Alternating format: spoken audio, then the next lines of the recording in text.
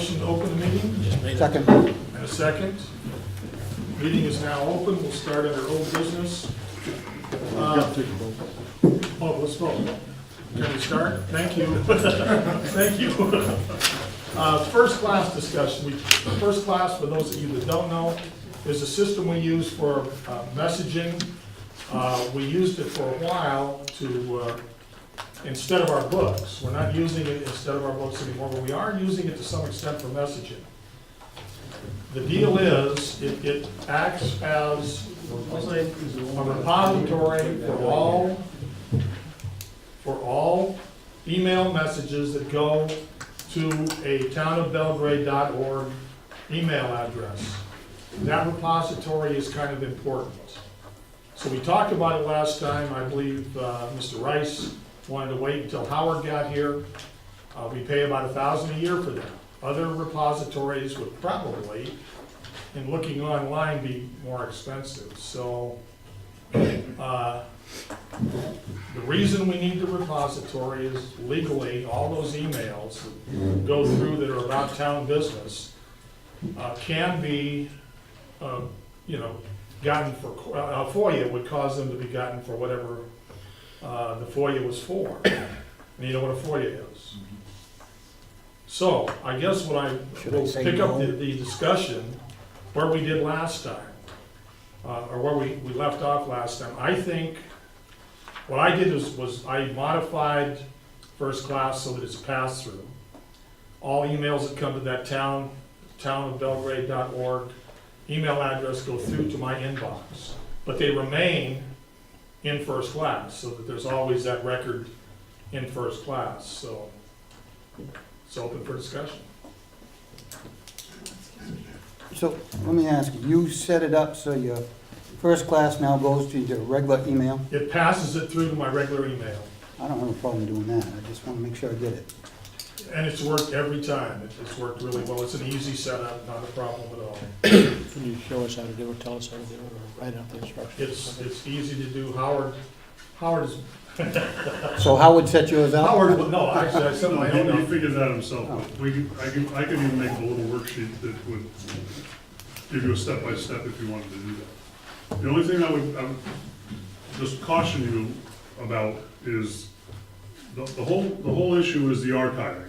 I mean, that's one of the big issues. The other issue that we had was that you wanted a place where you could put in huge files, because you were trying to send things to you via email. And when you try to send things through via email, your ISP is going to limit the size of the files that you can transfer. So that's one of the reasons why we suggested that you use first class, because the conferencing is unlimited file size. If you do have that mail forward, it's not an issue, won't bother first class at all. But if you respond to that email, that will not be archived. Your response, in other words, if you forward it to your personal mail, then you respond to it from your personal mail, rather than going to your first class account and responding to it. That response will not be archived, which is going to leave you liable for problems. So I don't know what, what is the hang up the fact that you don't want to check two places? I wouldn't, my problem was, I had two emails and I wasn't getting them, because I wasn't going back and checking them. Well, the other thing is you use your phones almost Yeah. completely for your emails. And I don't believe there's a Android app that'll, Absolutely, there is. there is an Android app for first class, Sure is. then you can do that. Sure is. Yeah. The thing is, for responding to it, you ought to do it, definitely ought to do it through first class, so it's on the town record, rather than Right. responding from your own. The archiving happens the moment the message hits your mailbox. So as soon as it comes in, whether you've opened it or not, it's been archived. When you respond, any responses that you make, either internally or externally, are archived the moment that they are sent. So you create a message and say, oh, I didn't want to say that, and you delete it before it's been sent. That won't be in the archive. That's not considered to be a document. But if you've already sent it, and you say, oh, I wish I hadn't, it's already archived. You can delete it, but it'll still be archived. I think the policy has been, the last couple of years or so, is that we do not respond with emails. For one thing, we don't want to have a message in there and then send a response to all the select people, because now we're conducting a meeting. So you get the email, if it's something that requires a response from you, you pick up the phone and you respond. Otherwise, I don't think we should be doing anything electronically. I can call Ernie, Rick, Gary, you know, I can call Gary, Mike. He's Gary, I'm Yeah, like, and that's not a problem. I can call them and have an individual conversation about anything. But we can't have, now, if we replied via email, a reply, now we'll conduct, I believe we're conducting business, so. so's the state. I don't, yeah, so I don't think, I think the reply should be off the table, shouldn't be allowed. Not that, I'm not saying, but I just think as a policy, we should not be replying by way of email. Anytime I send an email message, that's information stuff, I put information on. That's it. And if you wanna call me and talk to me about it, great, and we've done some of that. But if a citizen emails you and asks you a question on your town email account, you don't respond to that? I would call them. think I guess, it I kinda- don't know why they would need a written response from me. I would call them, and I just think that, Ernie called me and told me. yeah, that's and- fine. Well, That's hearsay. that's hearsay. You put it in writing and it's not hearsay no more, and then all of a sudden, you're potentially in trouble because you said something you shouldn't have. At least you can defend yourself. I'm just saying, you know, the town has a variety of people and opinions, and you're better off to deal with any situation, if you're gonna deal with it, either in public forums, where everybody gets to hear it, or if you're gonna have a communication with somebody, you do it over the phone. You start sending emails, and you don't really expose yourself so much as you do the town. Because I represent the town, and anything I send to you by way of email, if it's offensive and I've offended you, and you have a chance to sue the town, you can sue the town, but you can't sue me because I represent the town. I mean, I'm just sharing that information based on experience. I think I remember that. Yeah, so it's just, I think if we just make a habit of, if we're gonna do business the way we do business, we're a select board, we have meetings, select board meetings, we have public meetings, everything should be done in public. We have absolutely nothing to hide. And if we're gonna discuss something, it needs to be on a one-on-one basis. We can't meet and discuss it and come up with some strategy, so. And that's what they teach us down MMA, and I think we're all pretty much aware of that. So I think in replying, I think the email, having it forwarded through and coming to me is good, because I do not use the town. It's just a pain to log in up here, get your messages, and then what are you gonna do? I mean, I have my email, and I check my email basically daily, several times a day. And if something's in there that needs to be addressed, I will call an individual if they want me to call them, or I will call the town manager or chair of the board and just let them know what's up. And then he can share that information with the rest of the board. That's kind of, I think that's the procedure, and we should try to stick with that kind of procedure. But I think it's probably a good idea to keep the first class and Yeah, have a mail go through it, so that, so it's recorded. yeah. Well, I don't think you'll find an archive service less expensive than what you've got. No, I'm sure we won't. You know, I know that one of the things which was expressed earlier was that you were trying to, you know, cut down on the number of copies and whatever, and the amount of Trees paper you were over. going through. Absolutely. I don't know whether the lack of functionality of that whole process was due to training or what the issue was, but that certainly is it's a very viable alternative to Okay, now, as I understand, we're comfortable with the way it is right now, Yes. and we need to go no further on it. Next item on the agenda, marijuana moratorium. We have Article 1, you've got it in your books. Town manager drafted it, showing ordinance entitled Municipality of Belgrade Moratorium Ordinance on Retail Marijuana Establishments and Retail Marijuana Stores and Retail Marijuana Social Clubs be enacted. That's what will go in the June election, and the population of Belgrade will make the decision at that point. Are we happy with the article? I guess I do have one question. What are we gonna gain out of this? We're gonna get 90 days. Time, yeah. 180 days. Okay, and what's it gonna do? It's already a state law that you can't do it now.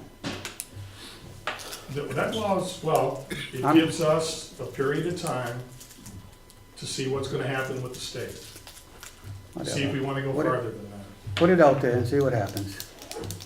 Yeah, I mean, you have the opportunity, the way the ordinance was written, to extend that for an additional 180 days. I understand. The 5 weekend, okay. Just wanted to make sure you knew that. Yes. Does that need to be in the article? No, that's the law. It runs out in 180 days. It's just, Unless we choose to extend it. Just, So that'll get you through to next April, and then by then, the goal of the state is to have that figured out as to what they're gonna do and what law tweaks are gonna be made, so. Right? I guess I hear your concerns, Rick, but I guess if we look at some of the events that we've had to deal with in town, the partying up at the lakes and the issue in the pit and the different things. And I watch a lot of the news, and Colorado has issues now with huge groups of people going to Colorado and having pot parties. And, you know, and they go to popular areas. So if we have this moratorium in place, then we could at least have an opportunity to research and possibly put something in place to prevent those types of events from happening in Belgrade, unless the voters want it to happen in Belgrade. But I know that we've had some issues with some other things, and I think this just gives us the opportunity and time to make sure something doesn't jump in on us, and then what are we gonna do about it? So, I think we need a motion to accept this, is what we're gonna put in. Move that we accept it. I have a motion, second. I have a motion and a second, all those in favor? All opposed? yep, I'm gonna vote against Two it. opposed. 3-2, Friends of Belgrade Lakes escrow account. Mr. Barrett and Mr. Merkins, you guys are the ones that, You have an extra copy of that too. I forgot mine. I don't. You can That's all right, read it when you're yeah.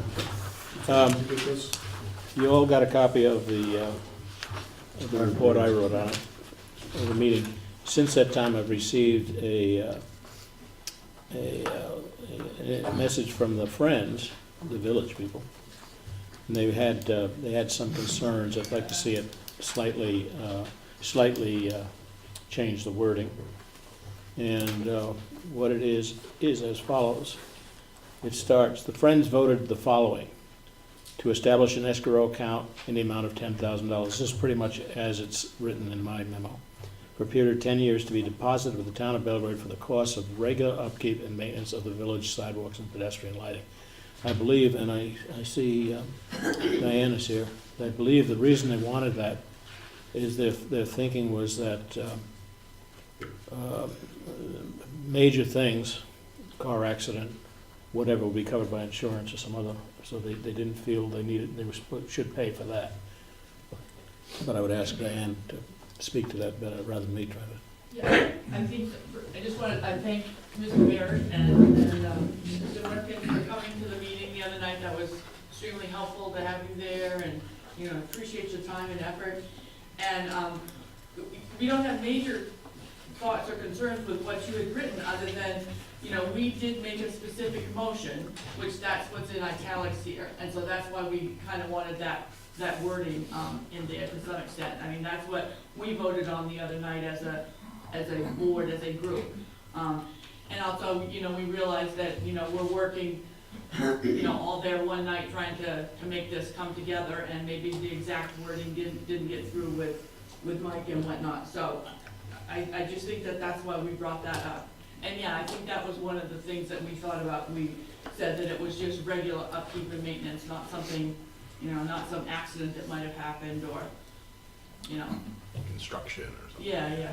The, I don't really have a problem with what we submitted. I would strike the thing that says the Friends voted for the following. It wouldn't be in here if they hadn't voted for it. What this does, have you all read it? Do you want me to go over the, I read it. okay, so I don't need to go over it. What the bond would be and so forth. Is that the sum that we settled on when we had the initial discussions? We didn't really, That would be a total of 100,000 over 10 years. As I look at it, 10,000 a year for 10 years, is that what we're talking about? no, it'd be $10,000. Over 10 years? No. Be $10,000 Per year. That's it. not per year. I didn't understand it that way. I read it as per year. I don't think it says that, does it? Well, I read it wrong then. Okay. What is intended is upon completion of the Main Street project by MDOT, the Friends will give the town an escrow amount of $10,000 to be deposited by the select board in accordance with established town procedures for possible repair. I'm going to read the other one there. I'm reading my version because I can't find it there. For possible repair or replacement or other maintenance, the select board may draw upon these funds at any time for any intended purpose. If we use that money up,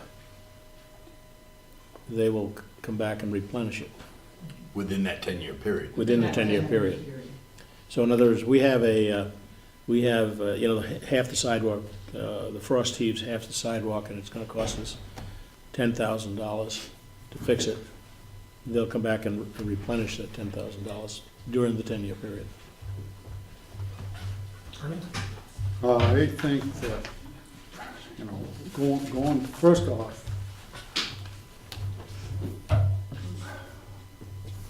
there has been some communication with other towns, and maintenance of brick sidewalks is extremely expensive. Gardner's taken theirs out because they can't afford to maintain them anymore. Hollowell, of course, is still maintaining theirs, and there's a new project going through there. But there are other communities that have had brick sidewalks, and they're extremely expensive. Secondly, there needs to be something in this agreement that clearly states that if the sidewalks become to a point where the maintenance, they really need serious maintenance, that the town will hot top, will pull them out and hot top it. Because we can't ask the voters to maintain, we can't even maintain our own paved roads. We can't get enough money to keep up with the paving of our roads, let alone the expense of making the taxpayers responsible for brick sidewalks. And that needs to be in this, because in the original beginning, there was gonna be a large chunk of money that was gonna be set aside. And as I recall, it was upwards of, we was thinking if it was brick, it was gonna be upwards of $100,000. And that would be held in escrow for maintenance of the brick sidewalks. And how many years that would take us through, I don't know. I didn't do the research, but I know there has been some research done, and it's extremely expensive to do the maintenance. Just an example, and I know probably there's people in this room that do business with Kennebec Savings. I was down at Kennebec Savings today, and you walk in there, they're very particular about everything, their land and their walkways. And the brick going into that building has some pretty major problems, so they're gonna have to fix it. And that's, again, that occurred this past winter.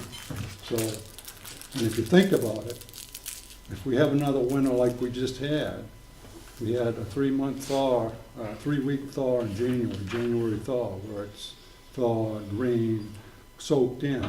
These are brick sidewalks with sand underneath. Water goes down there, they're gonna freeze. It's gonna freeze, there's no question about it. And that stuff is gonna move. And I just think that we need to seriously as a town, as a board, look at making sure that whatever we agree to is not gonna expose the taxpayers to do maintenance on something we just can't afford to take care of. That's my opinion. This needs something in there to protect the taxpayer, so that if it gets to a situation 25 years down the road, we have the right to just take them out in hot tub. So it's- Well, I mean, I think in the contract that we signed with you, that, I mean, you had made that perfectly clear, so I don't know that that's, Well, we need to, if we're gonna sign this agreement, or an agreement like this, we need to have it in there that it's I just know from what little bit we've already had some agreements, we was trying to be held to the line because of the way something was worded and how it was gonna be voted on and not voted on. I just wanna make sure that we don't expose the town to another legal issue where we've agreed to something and you said, well, hey, you know, after 10 years, the town's gonna take care of it. I mean, basically, that's what we're saying here, and that's not gonna happen. It shouldn't happen, I shouldn't say that, it should not happen. so, you know, all the research that we have done is that, you know, asphalt sidewalks can last 7 to 10 years, where a brick sidewalk lasts 25. So I think that we were at least trying to maintain those sidewalks for what the length of an asphalt sidewalk would have been, which is what you would have had. So I think that that's, you know, what we're trying to do with the money that we're putting up front. I would go 100% along with that statement, 25 years, you'll maintain them for 25 years, and we will work with you and make sure that that stuff happens.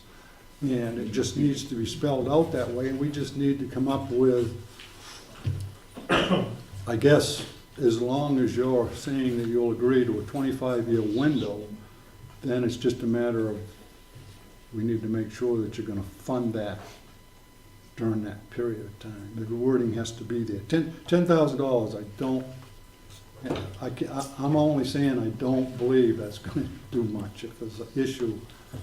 Okay, I've got the agreement here that we signed. Yeah. The Friends shall establish a capital trust fund in an amount to be determined by the town board of selectmen to cover the costs of ongoing repair, operation, and maintenance of the brick sidewalk and sidewalk lighting system. As I read this, we're gonna determine how much that is going to be. Am I correct? That's what we signed. I don't We think it- asked to not have that in there that way because of this whole thing, but yeah. Okay. Then we're going to decide on an amount of money. Yeah, and this is an offer that's been made, or what we agreed, two of us agreed to bring back to you. So that's, if you will, that's an offer. I'm Gary, I have some questions too, as the treasurer, about the $10,000. Yeah. So you put the $10,000 in the account, and we will pay the bills out of that. But I'd like to know what happens when we get close to the end of the $10,000. Are we going to continue to pay bills out of the general fund, waiting for them to pay back? Are we not going to pay bills? How are we going to handle paying the bills to get towards the end of the $10,000? Because $10,000 isn't a lot of money over 10 years. Well, first off, we already have experience with taking money out of the general fund.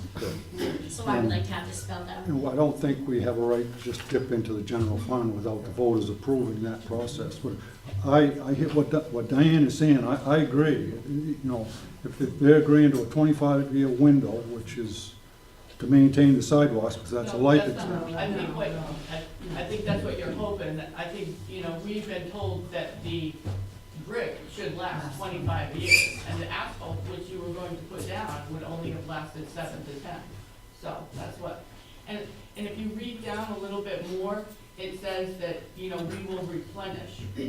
But at what point are you going to replenish? I mean, when you get down to $1,000, $500, $5,000? Yeah, and I totally agree. We actually, you know, some of that wording, we weren't really happy with, so we had a couple of other suggestions, like, should the account balance be exhausted during this time? The Friends will replenish the account at a level necessary to meet actual required repairs or replacements, or, you know, and if you feel like there needs to be dollar amounts in there, I don't think we have too much problem with that, but, you know, and I'm not sure the way we're going, if this is something that, you know, we're gonna be able to explain, or if it needs to be, you know, a legal binding document or whatever. Mr. Marcus? I have a question. So, yeah, I was there and we were talking about this as a 10-year agreement. And then we're throwing out a 25-year potential lasting. I mean, should it be a 10-year or 25-year or, and then separately, Ernie threw out a figure of $100,000, which I'm new to the board, but it's the first time I've heard that figure thrown out as a No, figure. that was my figure initially, I said 10,000 a year for 10 years. Yeah, but that was a I misreading. had understood Yeah. early on that there was more going to be required than the 10,000. We- And there could very well be more, but I think it's in $10,000 increments is what we're talking about in terms of, there's $10,000 there. It's been said by DOT and other people that in the initial years after this is done, the chances of anything needing to be done are very slim. So the $10,000 figure for 10 years was a good starting point to have this initiated. And then it can be built on from there, replenished from there, and that's the kind of wording that has to be put in, I think. Mr. Barrett? The $100,000 figure has been discussed in the past on occasion. It was never voted on, it was never accepted, it was just something that's thrown out and discussed. And now, perhaps some people felt that was decided on, but it wasn't. No number was ever decided, it was just the research that was provided. I think when we was discussing, was it gonna be brick or not brick and whatever, initially we was discussing the fact that it probably we would require about $100,000 if it was brick. That was what was discussed. There's been no action as to the actual account being set up and how it was gonna be handled. And it would, to me, I don't believe this board should be allowed to enter into any kind of contract without it having legal wording and attached to it that protects the taxpayers of this town. We just can't. This is, to me, not even close. And we just need to make sure that the town is protected so that if all of a sudden a lot of us aren't even gonna be here when they get toward the end of their life expectancy, and if we don't have a solid piece of paper that clearly states what the town may be required to do, then we're not protecting the taxpayers. So I think it needs to be clearly stated in a document that we come to terms on, and then we say, okay. And I think we need to do the research to make sure that we know what the numbers are. And Gardner and Hollowell, and there's several other communities that have records of what it costs to maintain those sidewalks. And What's the, that's, excuse me, but what's the time frame on when this has to be done? I mean, do we have time to Sure. discuss They're with not gonna- Gardner and Hollowell and get legal action on all Well, that? legal action is fairly simple. I Legal. mean, the wording has to go to Sure. our legal folks to determine whether it's legal or not. I think there's time. I don't well, see. they're not gonna do the work till next year. Yeah, Yeah. I think, We I have think all- to go to, Mhm. you and Michael want to take this on? Sure, You guys were involved initially. I mean, I think Go we'll ahead, work get those with numbers. work with the friends to sort of hammer this out. Without comment on the amount, something that the board might want to consider, or anybody involved might want to consider, is that if there's, say, $10,000 or $100,000, whatever the number is, to be put in escrow and taken out of commission for a period of time presently unknown. The town now has a unified investment trust set up with sub-accounting procedures. And this might be a consideration for that, where the money can be invested and grow Yeah. along with other town funds and be available in a unified account when it's needed. That's what I envisioned, yeah. Yeah. Okay, if you two selectmen will get with the friends, Mhm. do some research on those towns that Ernie mentioned, and then come back when you're ready. Let me ask for a point of clarification. Are you saying that we need to have a 25-year period, or is that just something we threw out? Well, I think to protect the taxpayers of this town, we should not expose them to having to do any maintenance out of their pocket on that brick sidewalk. If the life expectancy is 25 years, it's 25 years. And after 25 years, we'll look at it, and if the town wants to continue to maintain that and do whatever, or do they want to pull them out and hot top it, or whatever they want to do. Some alternative.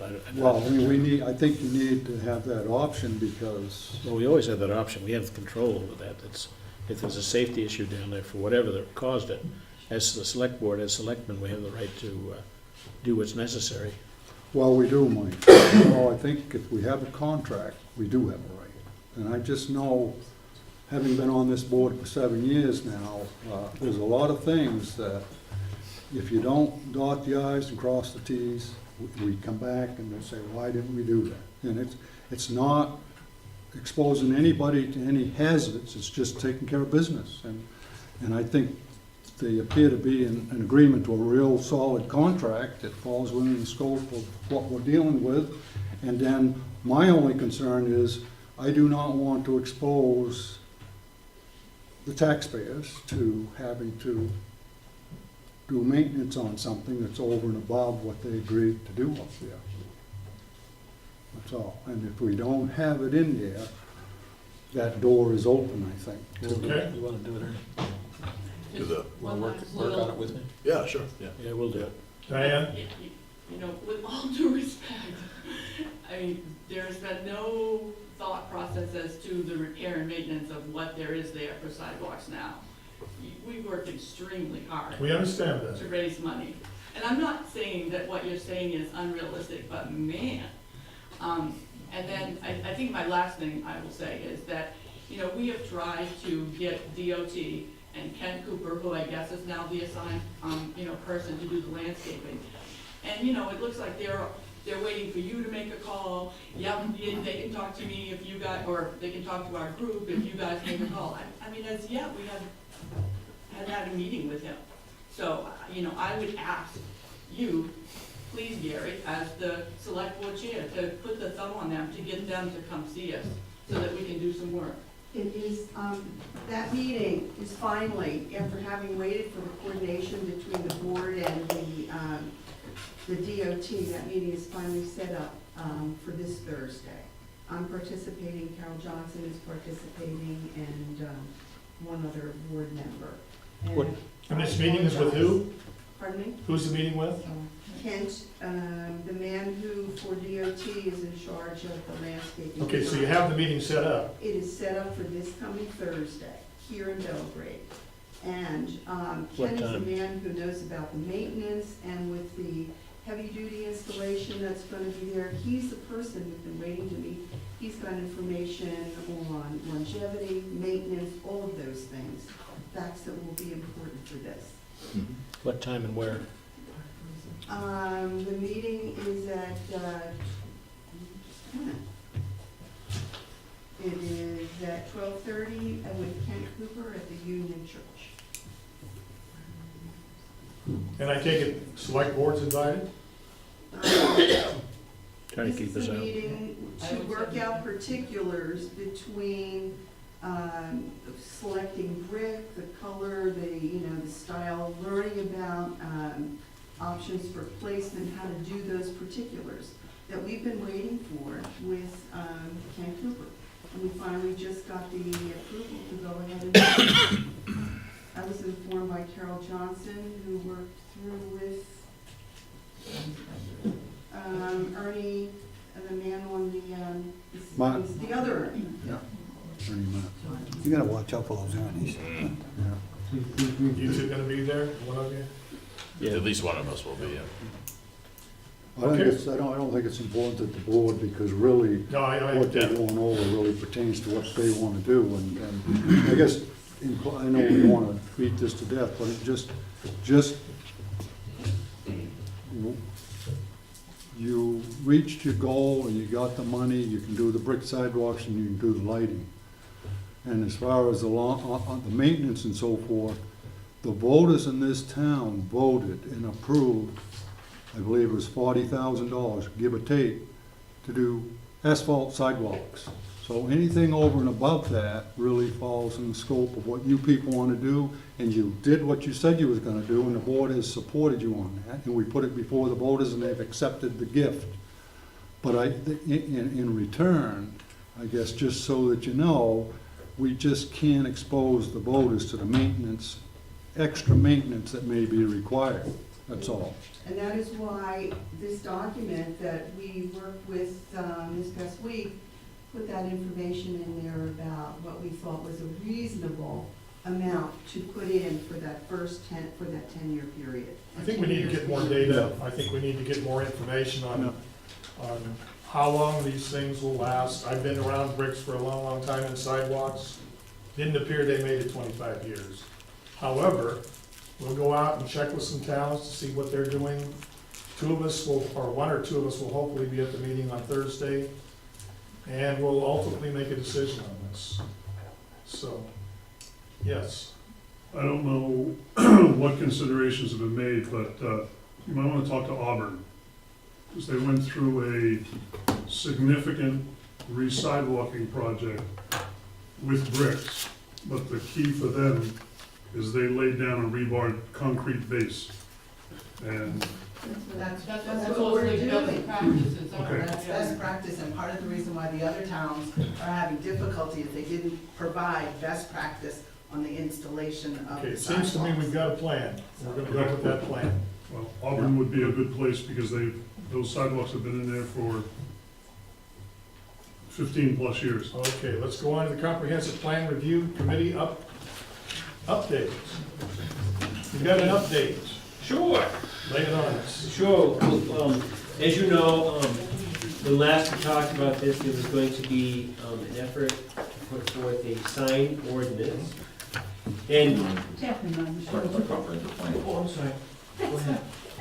go ahead. I'm not the sign ordinance person.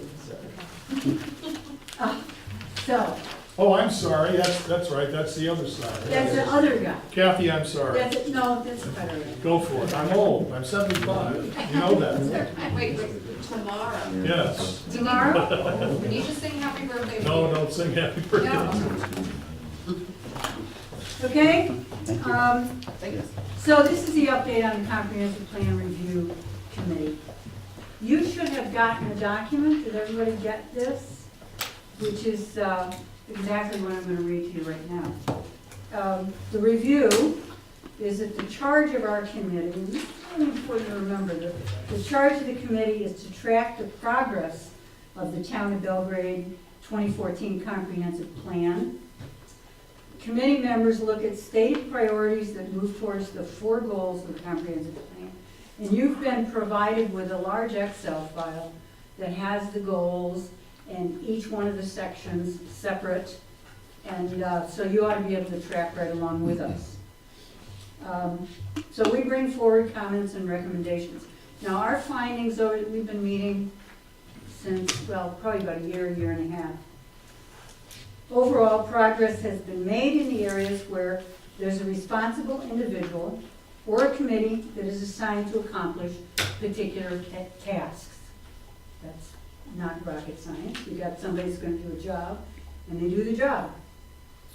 That includes Parks and Rec and other municipal services, such as the fire department or transfer station. All of these entities have ongoing oversight committees and/or paid personnel and have achieved many of their initial goals. We came to you before in August of 2016, at which time we entered into the record for this group the following recommendations. These continue to be our recommendations.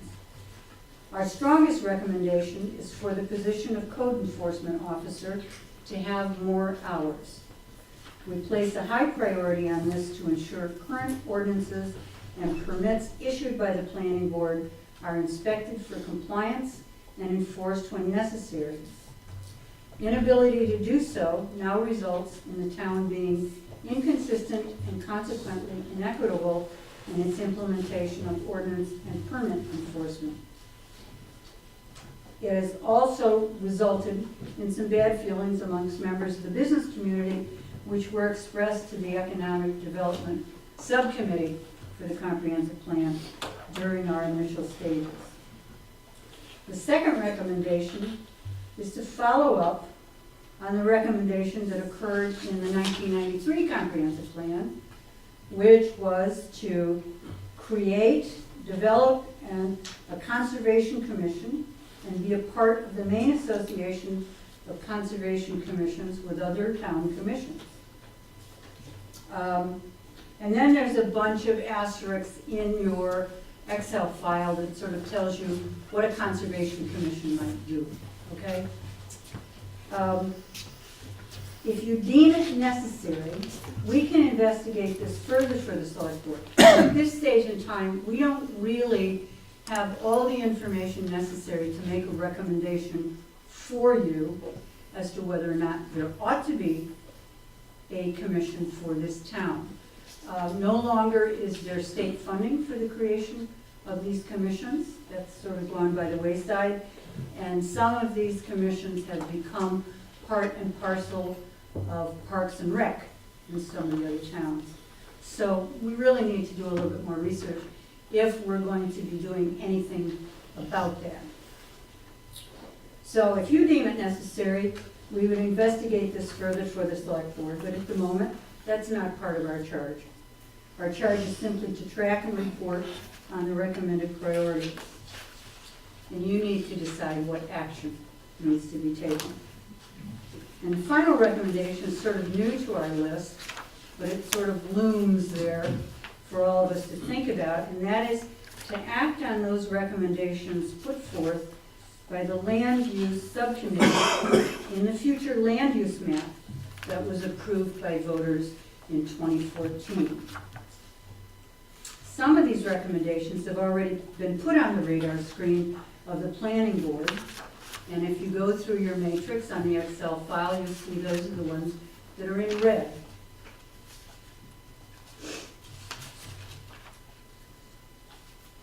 Some of the changes in the commercial development ordinance update were based on recommendations in the comprehensive plan, and that was approved by voters in the most recent voting. This work required expertise. Now, the land use map, is that it, George? Yep. Okay. Yep. So the land use map, there was a lot of expertise that went into developing that. I mean, it was a long, involved kind of process. And at this point, there's no established plan for moving other recommendations forward. How that might be accomplished has not been defined as of yet. And again, if you deem it as part of the work of this committee, you need to make a decision for us to research what the possibilities are for moving forward on that. So, I have a few additional remarks to make.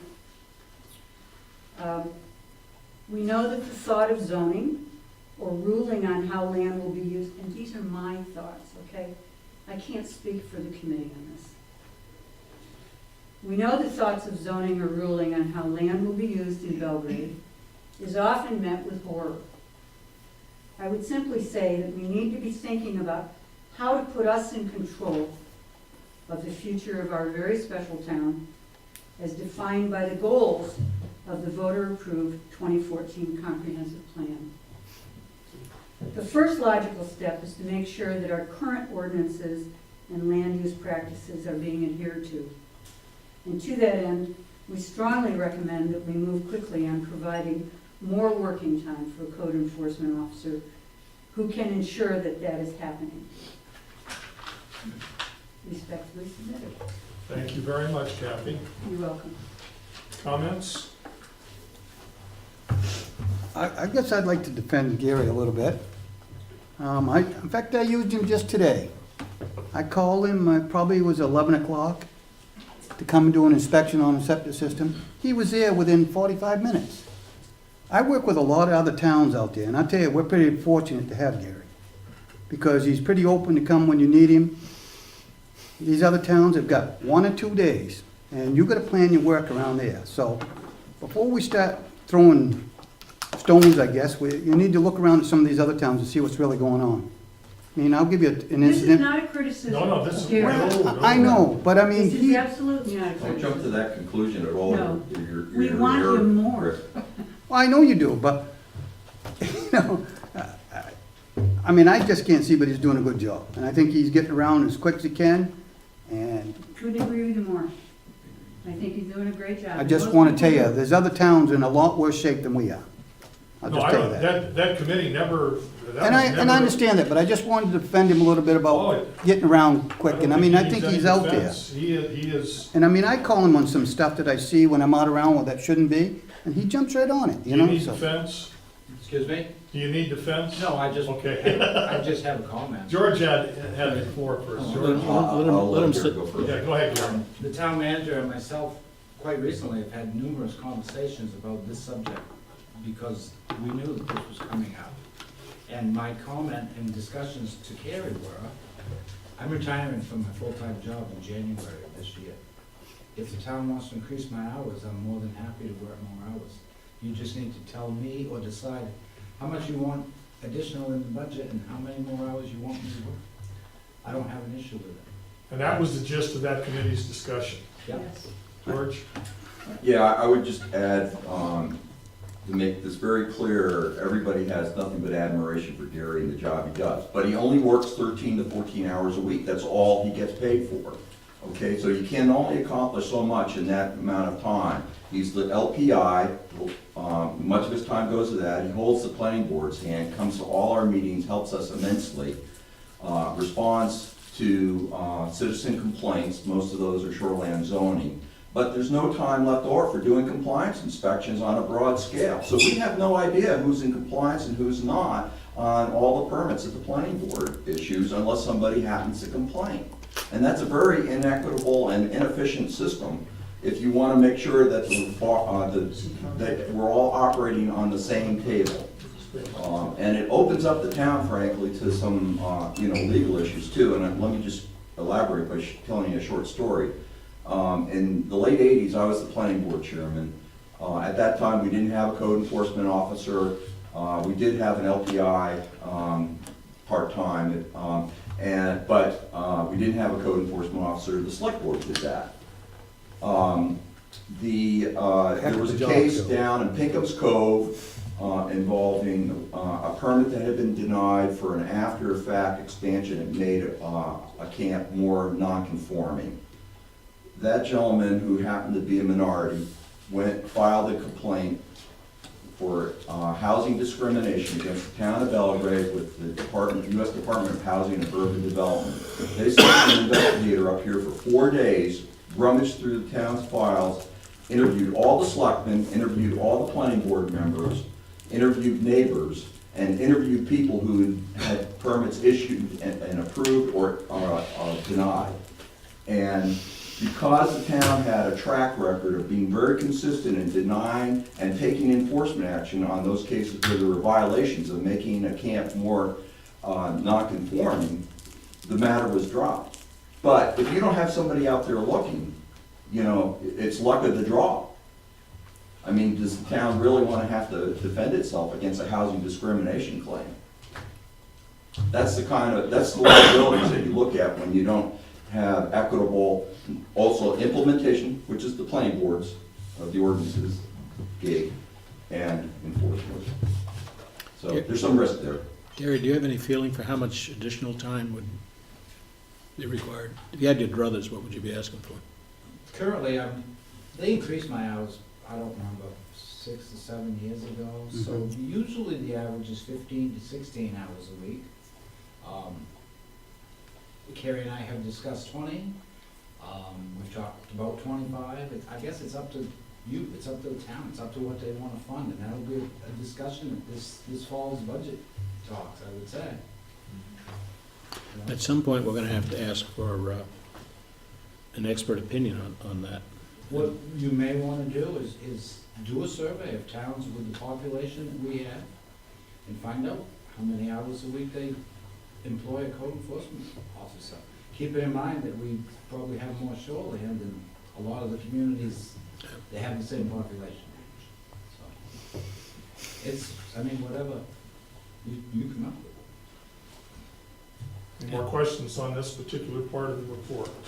I would also say that as you examine that question, that the planning board may have some sort of a sense of how many hours they'd like to have, Gary. I think it's gonna take everybody to come up with a plan. I think for the next budget cycle, by then, we ought to know how many hours you think you need, how many hours we feel you need. And the planning board has obviously an input on that.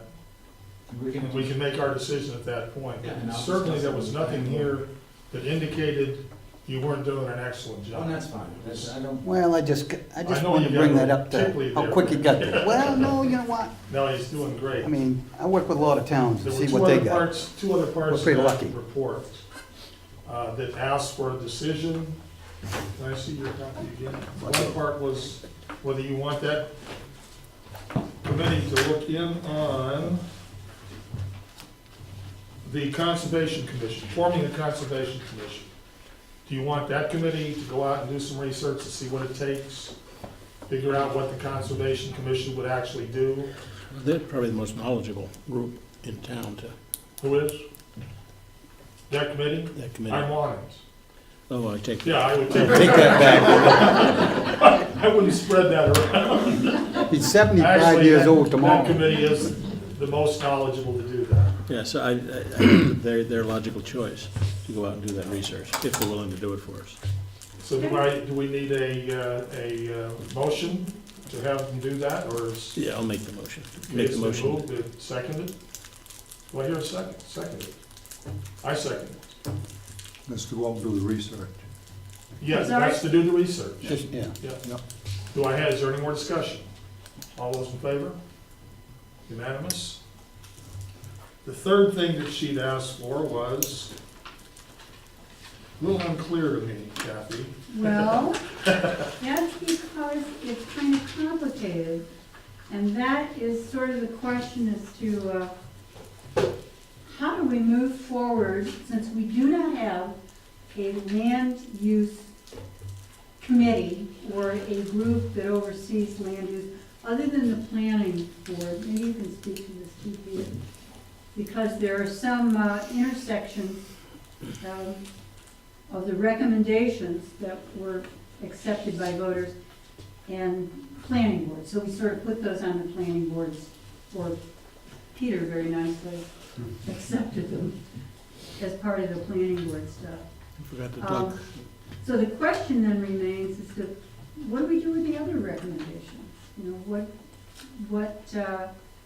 how do we move forward with that? And I'm not sure that, at this stage of the game, I don't think we know enough to really have a solid recommendation as to how to move it forward. You want to take that back to committee and, Yeah, if you guys want us to research that, okay?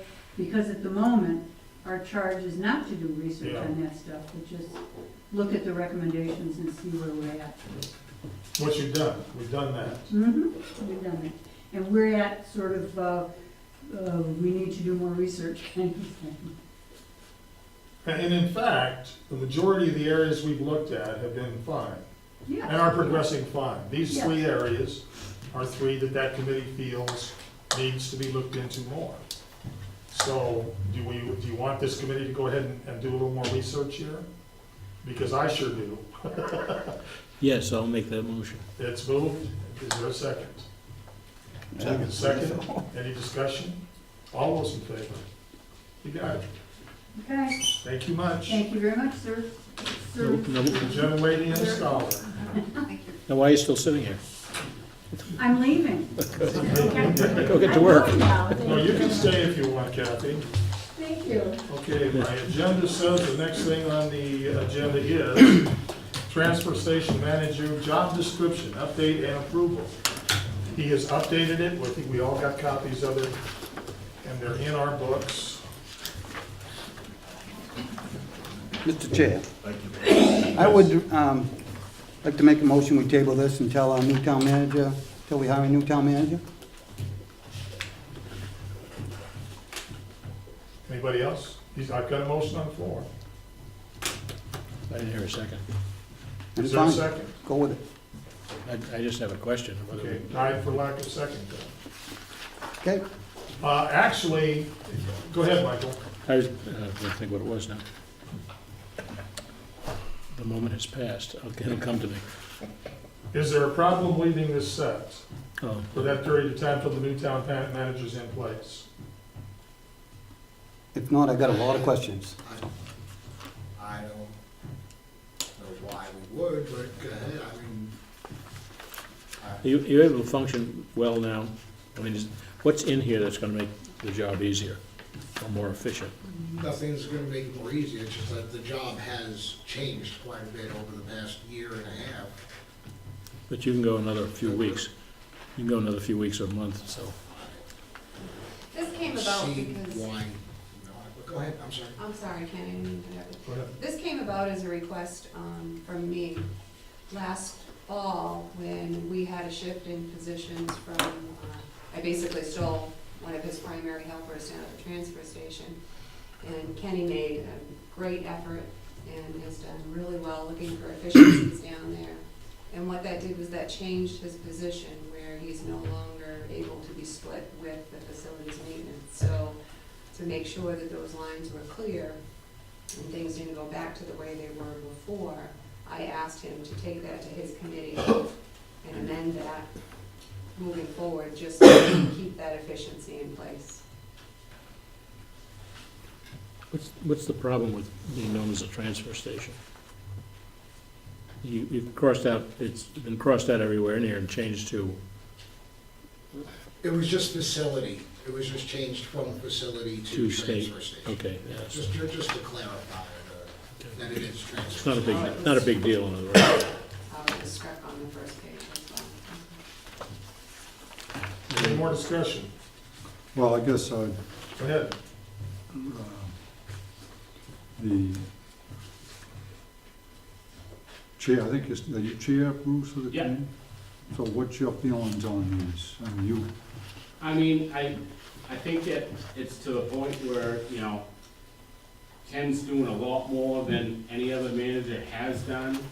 And I just, you know, I think it's needed to get more clarified, so, you know, it's in the job description, God forbid something happens to Ken, so, you know, so things are in board for down the road for one, for, you know, something happens to Ken, or Ken happens to leave, the new manager comes in, you get the, you know, the clear job description. I mean, I'll second you. there's some other, you know, things that gotta be worked on other entities in town too. well, looks like most of the changes here really just taken away from the, it doesn't really change much of anything. That's right. You know, and when I first started, we also had one full-time person with facilities maintenance. Now, Chris Tibbetts, who was hired to work at the transfer station, has gone over to facility maintenance, so he's there every day except for Wednesdays and Saturdays when he's with me at the transfer station. Other than that, so I don't have him at the transfer station anymore on Thursdays or Tuesdays like he used to be.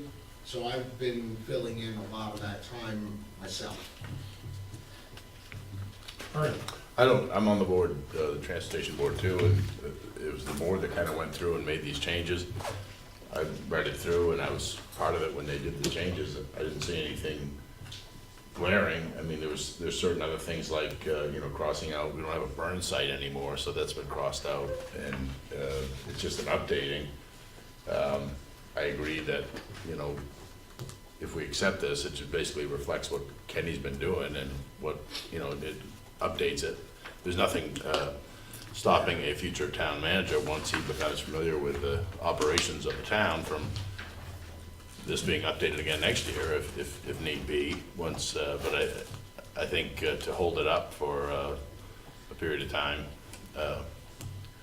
however long that might be with a new town manager, I think we're perfectly good to just go ahead with it, and you know, we can certainly discuss it some more if anybody has some more discussions, but it's basically pretty perfunctory stuff, just updating it to reflect the job Kenny does now, as opposed to what it used to be.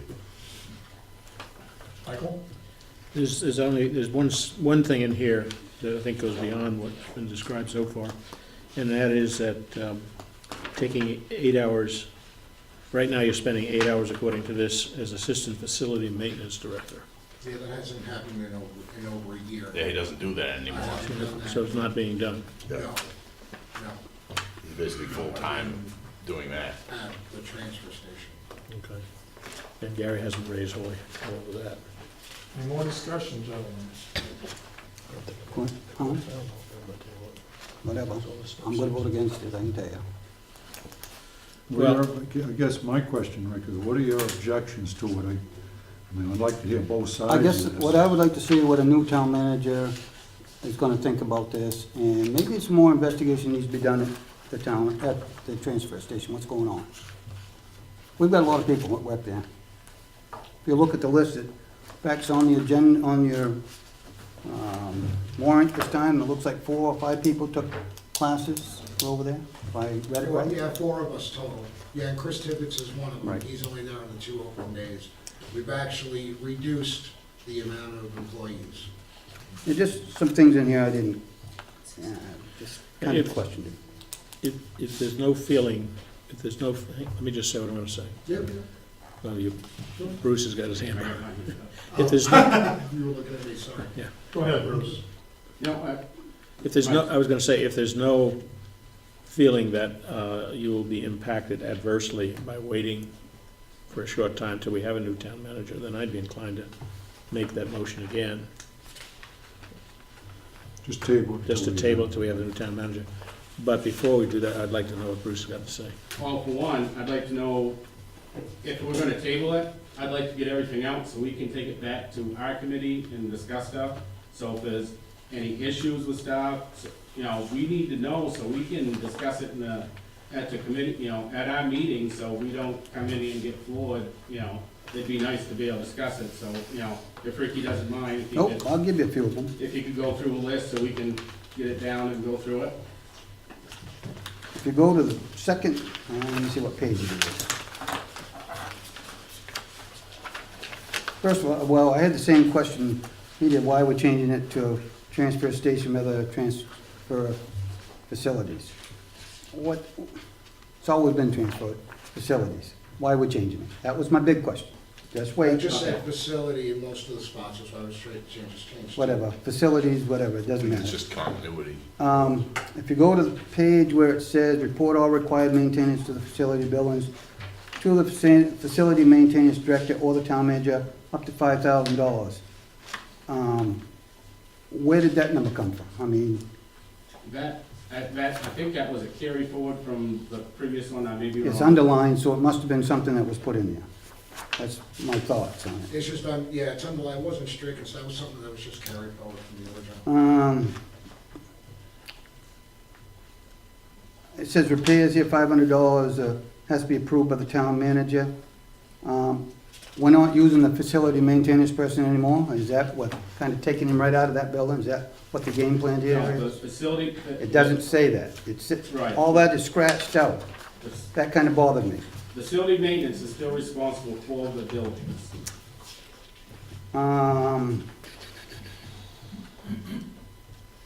Let's see, I got it all marked up in my book here. I'm trying to remember why I marked this one, I got a question mark beside it.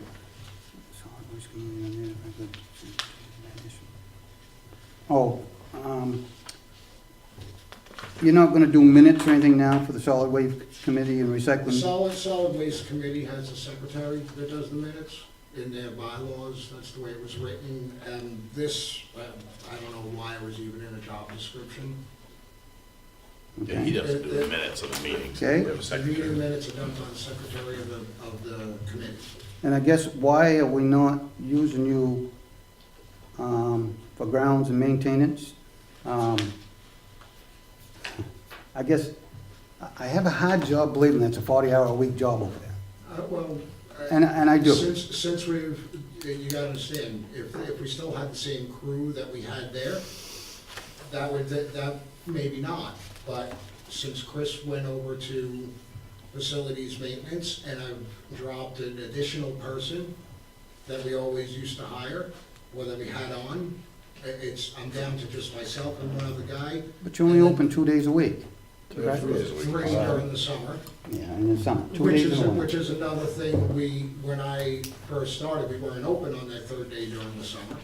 So we're also open an additional day. And it's not just open days, we do a lot of other work during the week. Thursdays, we're there almost a full day. You know, they're packaging things. and We've got a lot Yeah, of. but that's the guys down below that are And the recycling. He's part of that too.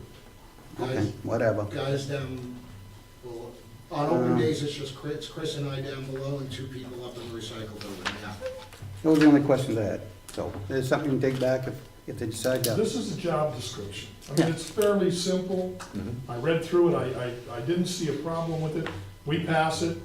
The town manager wants to change it, the town manager can change it. Did you, I just, really, this is pretty simple stuff. did you, Whatever, vote for it, I'm still gonna vote against it. I think that, you know, this is Kerry's last week. Why are we putting this through when we could wait till the new town manager gets in What's the new place? town manager gonna do? How do I know? We don't know. Maybe they're gonna see different, And then they can rewrite it. then we gotta go through it again. So, whatever you wanna do, I'm fine. No, it's not whatever I wanna do. Well, no, but I Waiting for a mean, motion on this. I guess if we're gonna act on it, I think on the second page, fourth paragraph down, and it's crossed out, reports all needed maintenance on equipment directly to the town manager is crossed out, and I think that should remain in there. Because I think the town manager, I think that's elsewhere in the.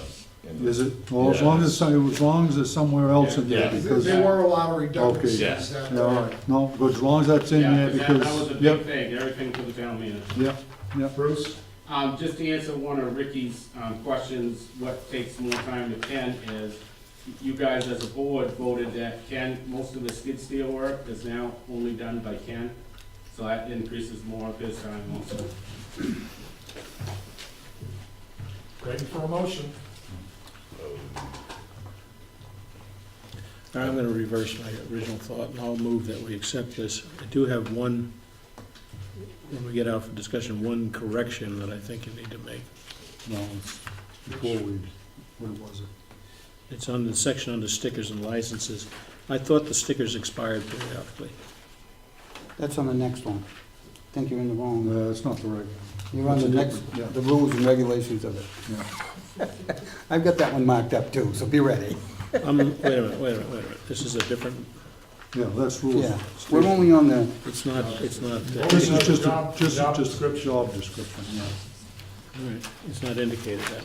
All right, well, I'll move approval of the job description. I'll second it. Any discussion? Those in favor? Those opposed? Or what? I'm by myself again, but that's all right, guys. I'll remember this.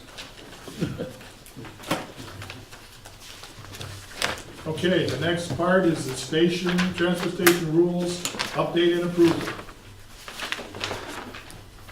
Well, here we go again. I'd like to table this till the new town manager gets in.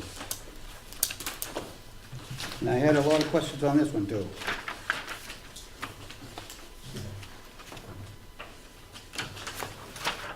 But I'm not gonna go through Okay. it. Either you accept, if you wanna do it or not, whatever you guys wanna do. We should have all reviewed it. Yep, Comments on the board? only the one I attempted to make before about the stickers, Second page, halfway down or something? third page, I think. The stickers, I had under the impression stickers expired periodically, and we got new stickers. Windshield stickers. Is that right or no? I can answer that one. Go ahead, It's usually, what we do is, and Ricky can correct me on this, because he was on the committee when it first started, wasn't it when the board kind of decided that it was time for a change, Ricky? Do you remember that? When we put stickers on? Yeah. Yeah. Wasn't it the board that also, Yes. you know, the board would say, okay, I think it's time for a change? I mean, a committee can come up with a plan, you know, a 5-year plan or a 10-year plan on sticker change. I don't really care which way it goes, but the point is here, it says the sticker validity runs concurrent with the vehicle registration. So that means if I have my car for 20 years, I shouldn't need a new sticker according to this. And the other thing, somewhere in here, it talks about putting a sticker in the rear window. And here it's talking about windshield stickers, so that's, you know, what do you I want? think we changed it from front windshield to rear windshield. Yeah, it's the rear window. yeah. Because you're not supposed to have anything in the front windshield by law. Right, well then change the rule to it. Yeah, I think I had that. So what does it say in there, Michael? I'd have to find, It's on the rear? it says somewhere that it's gotta go in the rear window. or on this rear That's what they've been doing. side window, yeah. It says a side window, I think. So the little bullet there where it says stickers, just strike the word windshield. Well, yeah, just say strike windshield, and then either it runs concurrently with the vehicle registration, or it doesn't. You just say auto glass, you know. No, it's somewhere, it says the rear window, the right rear window, or something like that. But then it said in the, yeah. As far as putting it on the back, most of the cars these days have wires in the back, and I'm not gonna put a sticker on that no matter Typically put them what. on the rear passenger. Mine, that's exactly where Yeah, mine is. I mean, I have a cap on my truck, so if I put the sticker on the back window, you're not gonna see it. Yeah. So I put it on the side window, so I mean, you know, it's Yeah. just a. I don't know that it's that big a deal anyway, it's No. just for the sake of I think as long as consistency. you have a Maybe when sticker. all else fails, common sense prevails. Yes. So in that same bullet point, do you wanna strike, because it says stickers for residential vehicles and licensed commercial vehicles are obtained at the town office. So strike when vehicles are registered annually. Would that satisfy it? I don't care. Either let them go until they rot off, or change them every year, every 2 years, whatever you want. Well, it's a 2-year window and it's March to March, so When you get a new punch card, you get a new sticker, how's that? Right. Yeah, there's actually, there's two stickers, so one for the punch There's card is also a different than numbered this sticker one. with the punch card. You're either gonna have a black one is for the punch card. I think the reason we did the change in stickers, and I'm checking my memory Yeah, here, is I because do. people were trading cars, selling cars outright, and they went to another And the town. car then had the sticker And then in the town had the back. sticker in it, Yep. came into town. Yep. I think that was basically the reason. It wasn't a hot subject, I mean, it was. And also, it's something I'm not so sure still doesn't happen. I sold a vehicle and I know that sticker's still in the back. Well, I you're hope I don't guilty. get thrown in jail for that. we're gonna send you a bill. Yeah, that's right. Okay, any more discussion on the rules for the transfer station? Rick, you had some. No, I'm fine, it doesn't look like it's going, you guys just do what you want, I'm gonna vote against it again. I'm just gonna tell you, Bruce? Ricky, if you got some stuff, just, it's fine, these guys or are happy. email it to me. These guys are happy. Well, I think, Rick, we're gonna have a new town manager, and if there are issues, we'll correct it. But what happens with this board, continuously, We keep putting things off. we just keep putting it off, and then all of a sudden, something else comes up, and then we never deal with it. And we just got done, finally, well, no, I don't even think I don't know if we've actually gotten there on the personnel policy things. And it's like, we were gonna have that was absolutely gonna be done by January, and we're still gonna be dealing with It's on it. it, it's on the, It's on the agenda Agenda tonight, today. but I mean, again, do we put that off again until we have a new town manager, or do we deal with it tonight? And I think, Rick, the thing is, whatever your problem is, let's talk about it, and as a group, let's fix it. If you're not, I if mean, you don't want we it could, yet, we could let's take spend it all out. night on it, and I don't want even want to, I'm really sick of this, let's just pass it through and move on. looking for a motion. Make a motion. It's been moved that we accept it. Is there a second? It's moved and seconded. Any discussion? All those in favor? 4-1, and all opposed? Yep. One against. Library trustee resignation. Did we get a letter on that? I don't have a I don't letter. have a letter. I gave a copy of the letter to Carrie. We have a trustee that is stepping down due to health issues. She's midway through her term. Her term ends in December of 2018. So do we have the letter? I have no idea what happened to it. I have my copy, I'm going to share. Excuse me. I think if somebody just reads it. To the Belgrade Library Board of Trustees, Janet Patterson, Library Director. Dear Janet, after a great deal of thought, I'm giving my resignation to the Belgrade Board of Trustees. My intent as a member was to provide full participation and take on increasing responsibilities as time went on. At the current time, I am unable to carry out my intentions to the board. Unfortunately, the condition of my spine has deteriorated despite interventions. I continue with physical therapy. I appreciate interacting with board members and commend the excellence being provided. Regretfully, Adelaide Aline. Make a motion, we accept that with regret. And is there a second? Moved and seconded, we accept that with regret. Any discussion?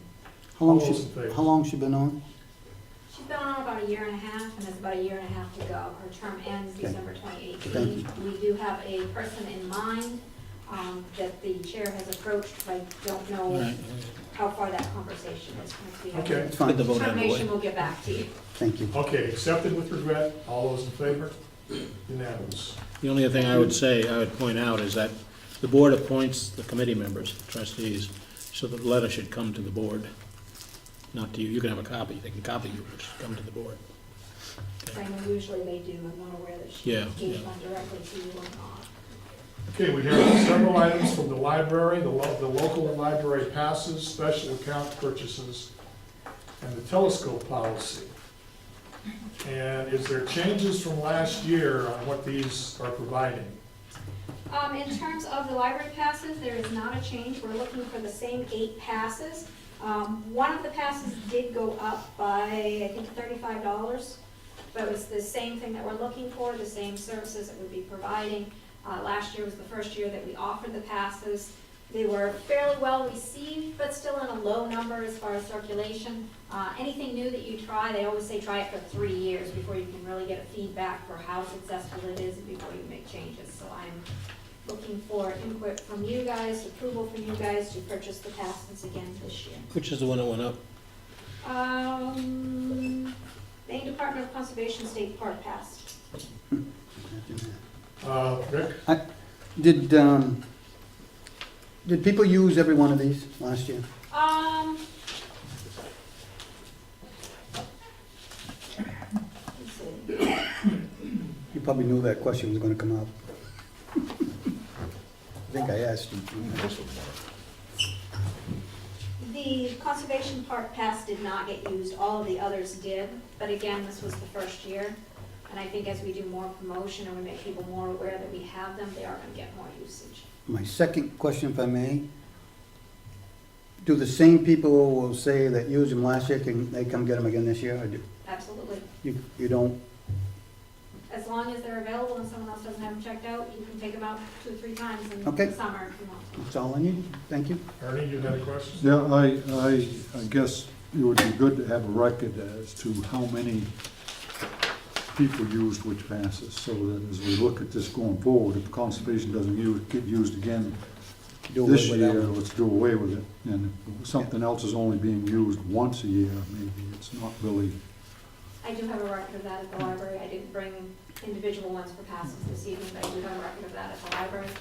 Again, I would say anything new you should have in place, any new program you should have in place for 3 years in order to gain those statistics.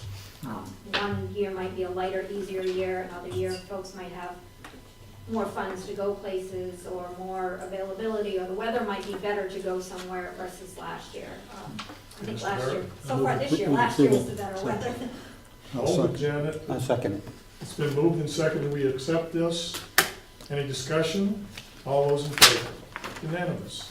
Excellent, I'll get Melanie those invoices this week. Special account purchases. now what about the We voted the telescope? library passes. Telescope policy, is there a change to that or something? Or- Well, how about the special account purchases, where that's the next one? Oh, I'm sorry, I thought, yeah, go ahead. Is there a change over last year again? The special account purchases, yes, there is a change. These are the programs that I set up through the summer that I'm asking to use funds out of one of our 3 special accounts, either our donation account, our Maggie Schneider account, or our Levant Estate account. And of course, those amounts vary depending on what I have for programs and who's charging what. I gave you a list of the programs so far that I have booked. I still have another 3 or 4 programs that I'm in communication for. At least one of them I've received a grant for. It's just a matter of arranging the time to set them up. I've tried to do a whole variety of them. We have a lot of local Maine authors right now for this year. We have 3 kids programs set up for the year. I try to do a little bit of everything. From the Maggie Schneider account, which is the one that is limited to science and environmental programs for children, I'm requesting 2 programs to be paid, the Mad Science of Maine and Chilwaukee. I'm fine with it anyways. I make a motion, we accept these. Pardon? I'll second. I'll make a motion, we accept them. Moved and seconded, we accepted. Any more discussion? All those in favor, please signify by, and it's unanimous. That's all the passes? Tell us, Or you yep. go with a different one? Go with it. You're good with it. Thank you so much. Telescope policy. Okay, so last And year, is this a change? this is brand new, Brand new? You have brand not, new. you got the telescope last year. We did get the telescope last year, the end of July, beginning of August, and unfortunately, between some of the health concerns of my trustees who are helping me develop this policy, and my own personal catastrophes, I guess, this got delayed, and we began working on this in January for an actual policy. We had started it a couple times and had to go back and forth. We did consult with several other libraries in the state of Maine who have the telescopes from Cornerstone of Science, the same people that we purchased ours from. We looked at their policies, we looked at their regulations for checking in, checking out. We talked with them about replacement problems or if there are any return problems, anything like that. And we thought we included that to reflect this all in here for what we would like to propose as a policy going forward. Should you approve this, then we would hope to have our telescope, our tabletop telescope available to be checked out by the end of this month. Discussion from the board. Mr. Barrett. It's my feeling that this ought to be limited to Belgrade residents or non-resident taxpayers. That we shouldn't be loaning this thing out to people from other towns. The way we have it proposed is that it would be anybody that is a library patron. We really cannot limit between saying you can but you can't. We have no way to determine that. If they're a library patron and they're a Belgrade patron, a resident patron, then they are a taxpayer. So that part's taken care of. The non-resident taxpayers are folks from Rome and Sydney and such that pay the $15 yearly fee to be part of library services. We don't feel as a library that we can really limit and say, you can take this out but not that. Well, maybe so, but as a select board, I think we can make that limitation, if the board wants to do that. Sure, I'm telling you our. I understand. from what I our appreciate research that. is, understand who you are. It's a valuable piece of equipment, it belongs to the town, doesn't belong to the library, it belongs to the town. And I think if it's gonna leave the town, we kinda lose control. The argument could be made if they could take out 20 books for the same amount. Yeah, there's some valuable books that somebody could take out, you know, same idea. I think the reason of having this telescope is to broaden the horizons of the people of everybody that uses the library and anybody that wants to use this. I would recommend it be open to the patrons of the library. Any more discussion? I'm certainly not dismissing your concerns, Mr. McAdoo. I appreciate And that. there is I may very well get voted down here, you'll never know. There is a plan to, you know, if anybody, Belgrade or otherwise, doesn't return it, they get billed for it. I mean, so it's, you know, just like it's. Part of your packet that you should have received includes the borrowing agreement that they have to read and sign in front of us. They get a copy of the agreement that goes with them when they take the telescope, and we keep a copy. And it does say right up front there that they are liable if they damage it or if they do not return it. How are you doing with collecting overtime charges on books? As far as the old stuff that I originally brought to you when we were looking at developing the overdue policy, about half of those have come back. Anything new from last April to this April, because we got your approval with the overdue policy last April until 2016. I've only had 4 items that I've had to give to Carrie that were at the build stage. So in the past year, it's only been 4 items that were at that Mr. point. Rice. To address Mike's concerns, why wouldn't we have if you're gonna take out the telescope, that you have to leave $25 deposit? Your Good faith deposit. Your firstborn. Yeah, Your firstborn. or whatever. Maybe What it's did we pay for this telescope? What was the cost? We paid $325 for this telescope. well, it's We not. got a significant discount by purchasing through Cornerstones of Science because they are a local Maine company that works with schools and libraries to provide science experiment. Yep, no, it's a great, it's a good deal. What would be the replacement cost? Can you get another one for that price? As long as we go through Cornerstones of Science, I guess we shouldn't be too Cornerstone expensive. No, Science, which is the company we went I to. read that, and it what it costs. And part of the borrowing agreement is a matter of if they lose it, they would have to pay the Yeah, replacement. or damage it, they have to pay for the damage. Yes. I'll make that a is part of motion the to borrowing move on agreement as this. well. And we've got the Yeah. breakout down right in their borrowing agreement that they signed of how much each piece is gonna Okay, cost them. I have a motion on the floor to accept it. Yeah. I have a second. Second. Any more discussion? All those in favor? Thank you very much. You got it. We changed his mind. No, you wore me I thought we down. was talking $5,000. You wore me down. Okay, RSU 18, I asked that be put on the A little bit. agenda, and since then, it's gotten even more so on the agenda. Right now, we're looking at 4.1% increase in taxes to support the school. That's the school budget. That's the school budget, 4.1% increase. It seems to me that there's also still people in the community that are not particularly happy with RSU 18. It seemed like we ought to have just a short discussion on what's required here. And I have a proposal at the end of that short discussion. There are 22 steps if we want to leave RSU 18, and I'm not advocating leaving RSU 18. Step one is a petition from the voters signed by 10% of the voters that voted in the last gubernatorial or general election. That would be about 164 names on that list. And Ernie's got a copy of the petition to withdraw from RSU 18 that they would get the voters to sign on. Once that's done, it comes to the town, to the select board. The select board is then required to set up a vote by the people in the town. If that vote is a majority vote, a committee's set up. That committee goes to work. It also has to be funded with that vote, something between, as I understand it, $20,000 and $50,000. We would put on the ballot to fund the committee starting to work towards withdrawing from RSU 18. At the end, at the committee's end, when they have everything lined up, there's another vote. The second vote requires like 2/3 of the voters that come back and agree to withdraw. I don't see anything for the select board to do at this point, and you guys can correct me if I'm wrong, except kind of wait for the petition to come in.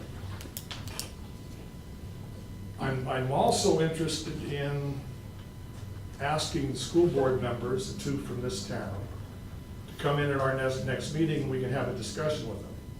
That discussion being 4.1% increase on a declining enrollment. That includes hiring a teacher. It's something there that I just don't understand. So from that, what do you say? I'd just like to also explain on the 22-step process, all that does for the town is it gives you some real hard, actual data. It will determine RSU 18 would be where we would probably recommend we tuition our students, but we could have school choice. All of that stuff would be all ironed out in the expenses deals with legal, because there's a lot of legal stuff has to be taken care of. But it's a 22-step process. When you come out the other end, you know what the state savings is to the town. And will RSU 18 accept our children? School choice, what schools could we send our children to? They still could go to the charter schools. And then we would have also what it would cost to run whatever we decide to do down here, which would now become our school back here. We'd have control of our local school back down at K through whatever, 5, 6, whatever works out. So that whole process gets us to an end number and an end result that we can look at and say, hey, we need to do this, or this probably isn't a good idea. So this isn't a commitment to do anything other than go through a process that really gets you some real numbers. We had a committee established, and we could not get information from RSU 18. And the information that we got kept changing. Some of it was accurate, some of it wasn't accurate. So the committee spent a lot of time in trying to come up with some factual numbers and how things might work. And so it was kind of like flip a coin. You know, it was kind of more guessing. There was no real numbers. This 22-step process would give us real numbers. And then it's still, at the end of that point, that then would become an article that would go before the voter to then do it or not do it. And it takes a couple of years. George? Just a point of clarification. I was wondering, and I've heard it both ways, I've never looked at the statute myself. Does the statute say that once you start the 22-step process, you're committed to bringing a withdrawal to the voters? No. Doesn't say anything like that. The committee comes up with findings prior to the second vote. And it's go on the internet and Google the 22-step process for withdrawing from an RSU. Steps are very concise. It tells you exactly what has to be done. But you can back out at some point. I mean, if you feel that it's not going to be financially beneficial. But there's a lot of work that goes in, and you pay for that study up front. I mean, that's part of your first vote, whether you, and, yeah, Bruce. What's this increase looking like for tax increase to town of Belgrade? Well, if we're looking at a 4-point-something%. 4.1 right now. You gotta multiply that by 3. So that's roughly a 12% increase in our school budget. So you're looking at probably 60 cents per thousand. Yeah. 4.1 that you're referring to, does that include or exclude the pass-through funding that, from the state for, and exactly what it was for, was a component? That excludes that. As far as- Excludes. Yeah, excludes it. 4.1, well, no, let me go back. 4.1% for the entire total. school budget, yes. Okay, I think That's the right that's what would affect Belgrade tax is not 4.1, it's something less. Well, it depends on how you look at it. We pay, what, at least a third more for our students to go to that school than anybody else does. 27%, isn't it? Yeah, we pay 27%. 27% more. And again, this is not, there's no decision going to be made on this at all. We're waiting to see if we get a petition. All I'm raising is a point that Yeah, you want to be careful what numbers you yep, speak about, because in this particular cycle, there are some funds that are in the total budget that are not in the portion of the budget that affects yeah, you're right. local contribution. Yep. So you were saying that could be more or less? It's less. But I thought there was, that some of that money was cut again. They're not gonna get it. I'm not sure the state is, What monies are you referring to? yeah. State monies? There was, I don't remember the exact amount, but it was to set up a particular program, it's pass-through money. For the school, that was, Oh. well, their part of their increase is for special ed. And I was under the impression that special ed was almost entirely done federally, but it evidently is not. Anyway, this is, all we're doing Yep. is letting the board know what's going on and asking the board, do we want to ask Ms. Seal and her compatriot to come in next meeting and talk to us a little bit about, and I don't expect it to be, I mean, Throw darts? combative at all. I just kind of like to know, of the board members, 2 voted against it. One was Isgrove was one that voted against it, the other was Gagnon. She's Sydney, I believe, Mhm. voted against it, so I Isgrove just kind of voted. like to know more about it, because I think that percent of an increase is gonna cause folks in the community to start asking some questions, yes. I think it's definitely important to pay attention to which numbers you're emphasizing, because if you say, you know, we're paying 27% more than other towns, you're gonna get some pretty strong opinions on that. But if you say we're paying 60 cents per 1,000 students, I mean, there's not 1,000 students at the high school. So that doesn't sound like nearly as much. No, that was 60 cents per $1,000. For $1,000, valuation. that was tax, yeah. Tax value. So on $100,000 house, that's 6,000? Well, either way, I mean, you say, 600. you say 60 cents or you say 27%, different Well- numbers are gonna get different opinions out of different people. Oh, yeah, we understand that. We pay, this is what we pay, 27% is, we pay 27% of the school budget.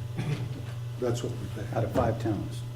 Out of 5 towns, so we pay, and we, the sad thing is, we don't get, even though we pay the most, we don't get the most votes, we get the least amount of votes. Second least. Second least, yeah, Rome has the least. So, the big thing with this whole thing, and the reason this has been kind of brought back again, because during the process of setting up the budget and the town meeting stuff and the meetings that we've held, public meetings, the people in the audience, there was a lot of concerns expressed about, geez, you know, maybe we ought to be looking into this. You know, this is getting to be a serious, potentially a serious problem because it's a huge tax. And so all this does, we get the petition out there, get it circulated.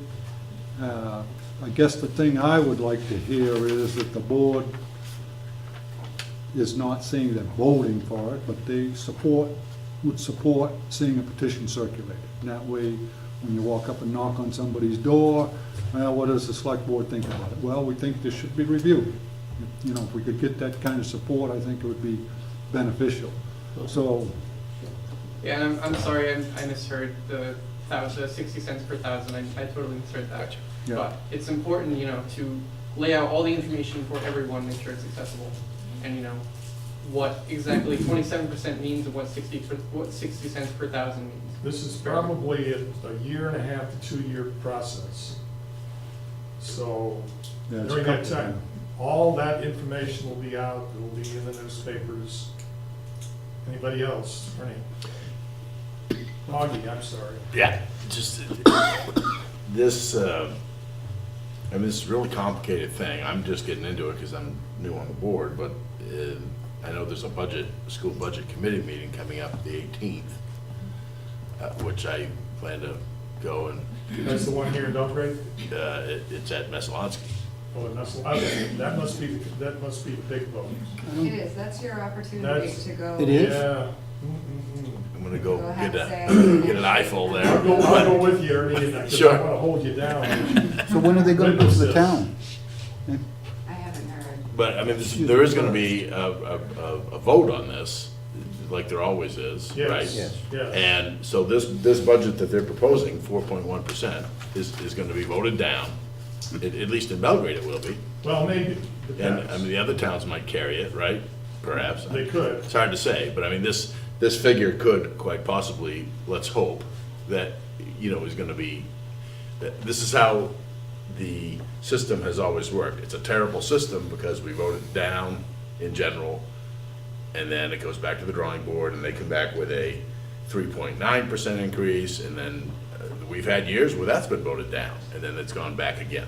And so this process comes back and forth. We'll wind up with some sort of a figure.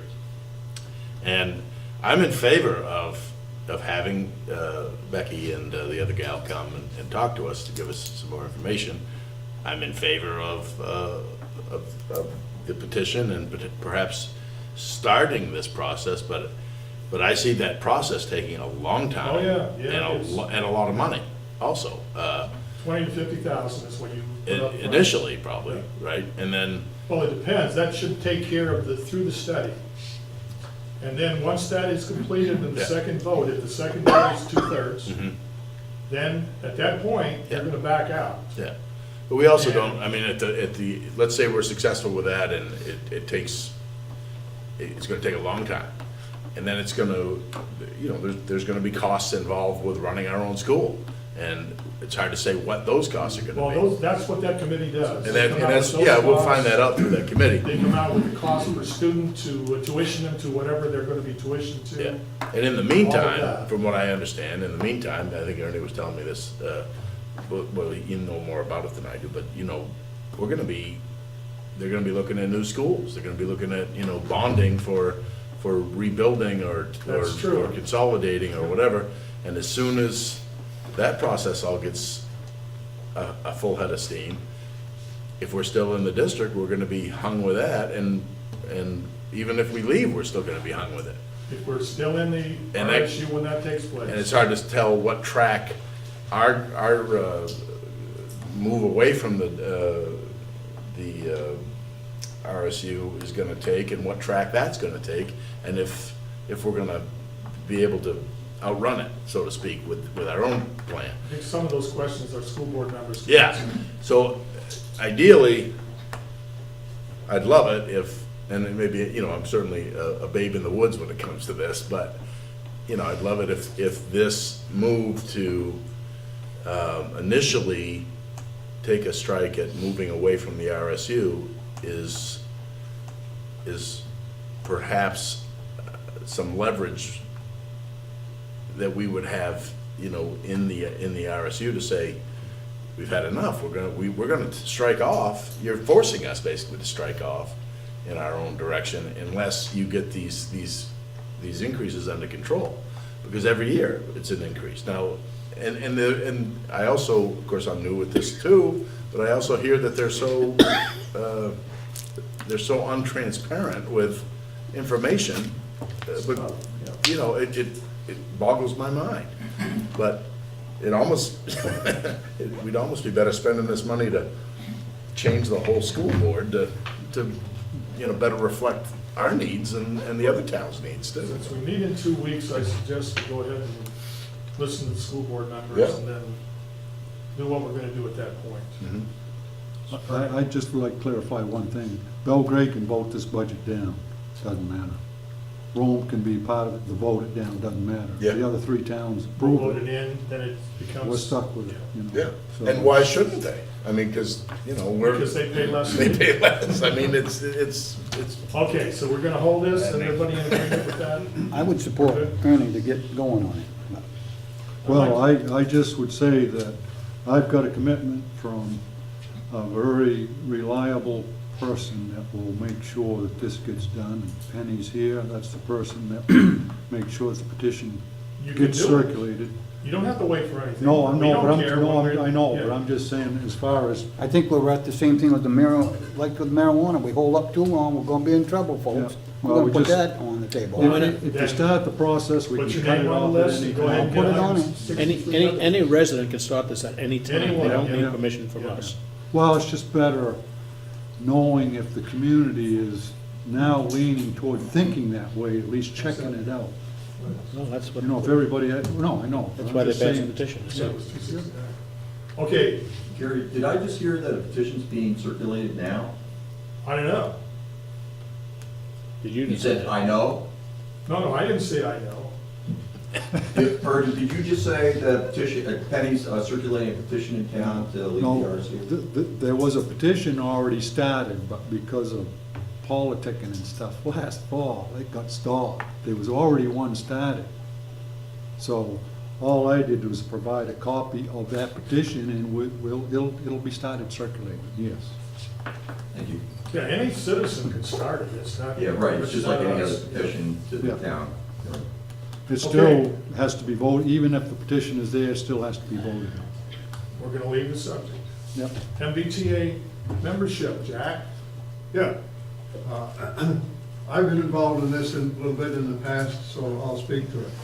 MBTA is the Maine Better Transportation Association. I've been a member of it and on their board for somewhere between 15 and 20 years. I'm getting off their board as of their annual meeting this Thursday.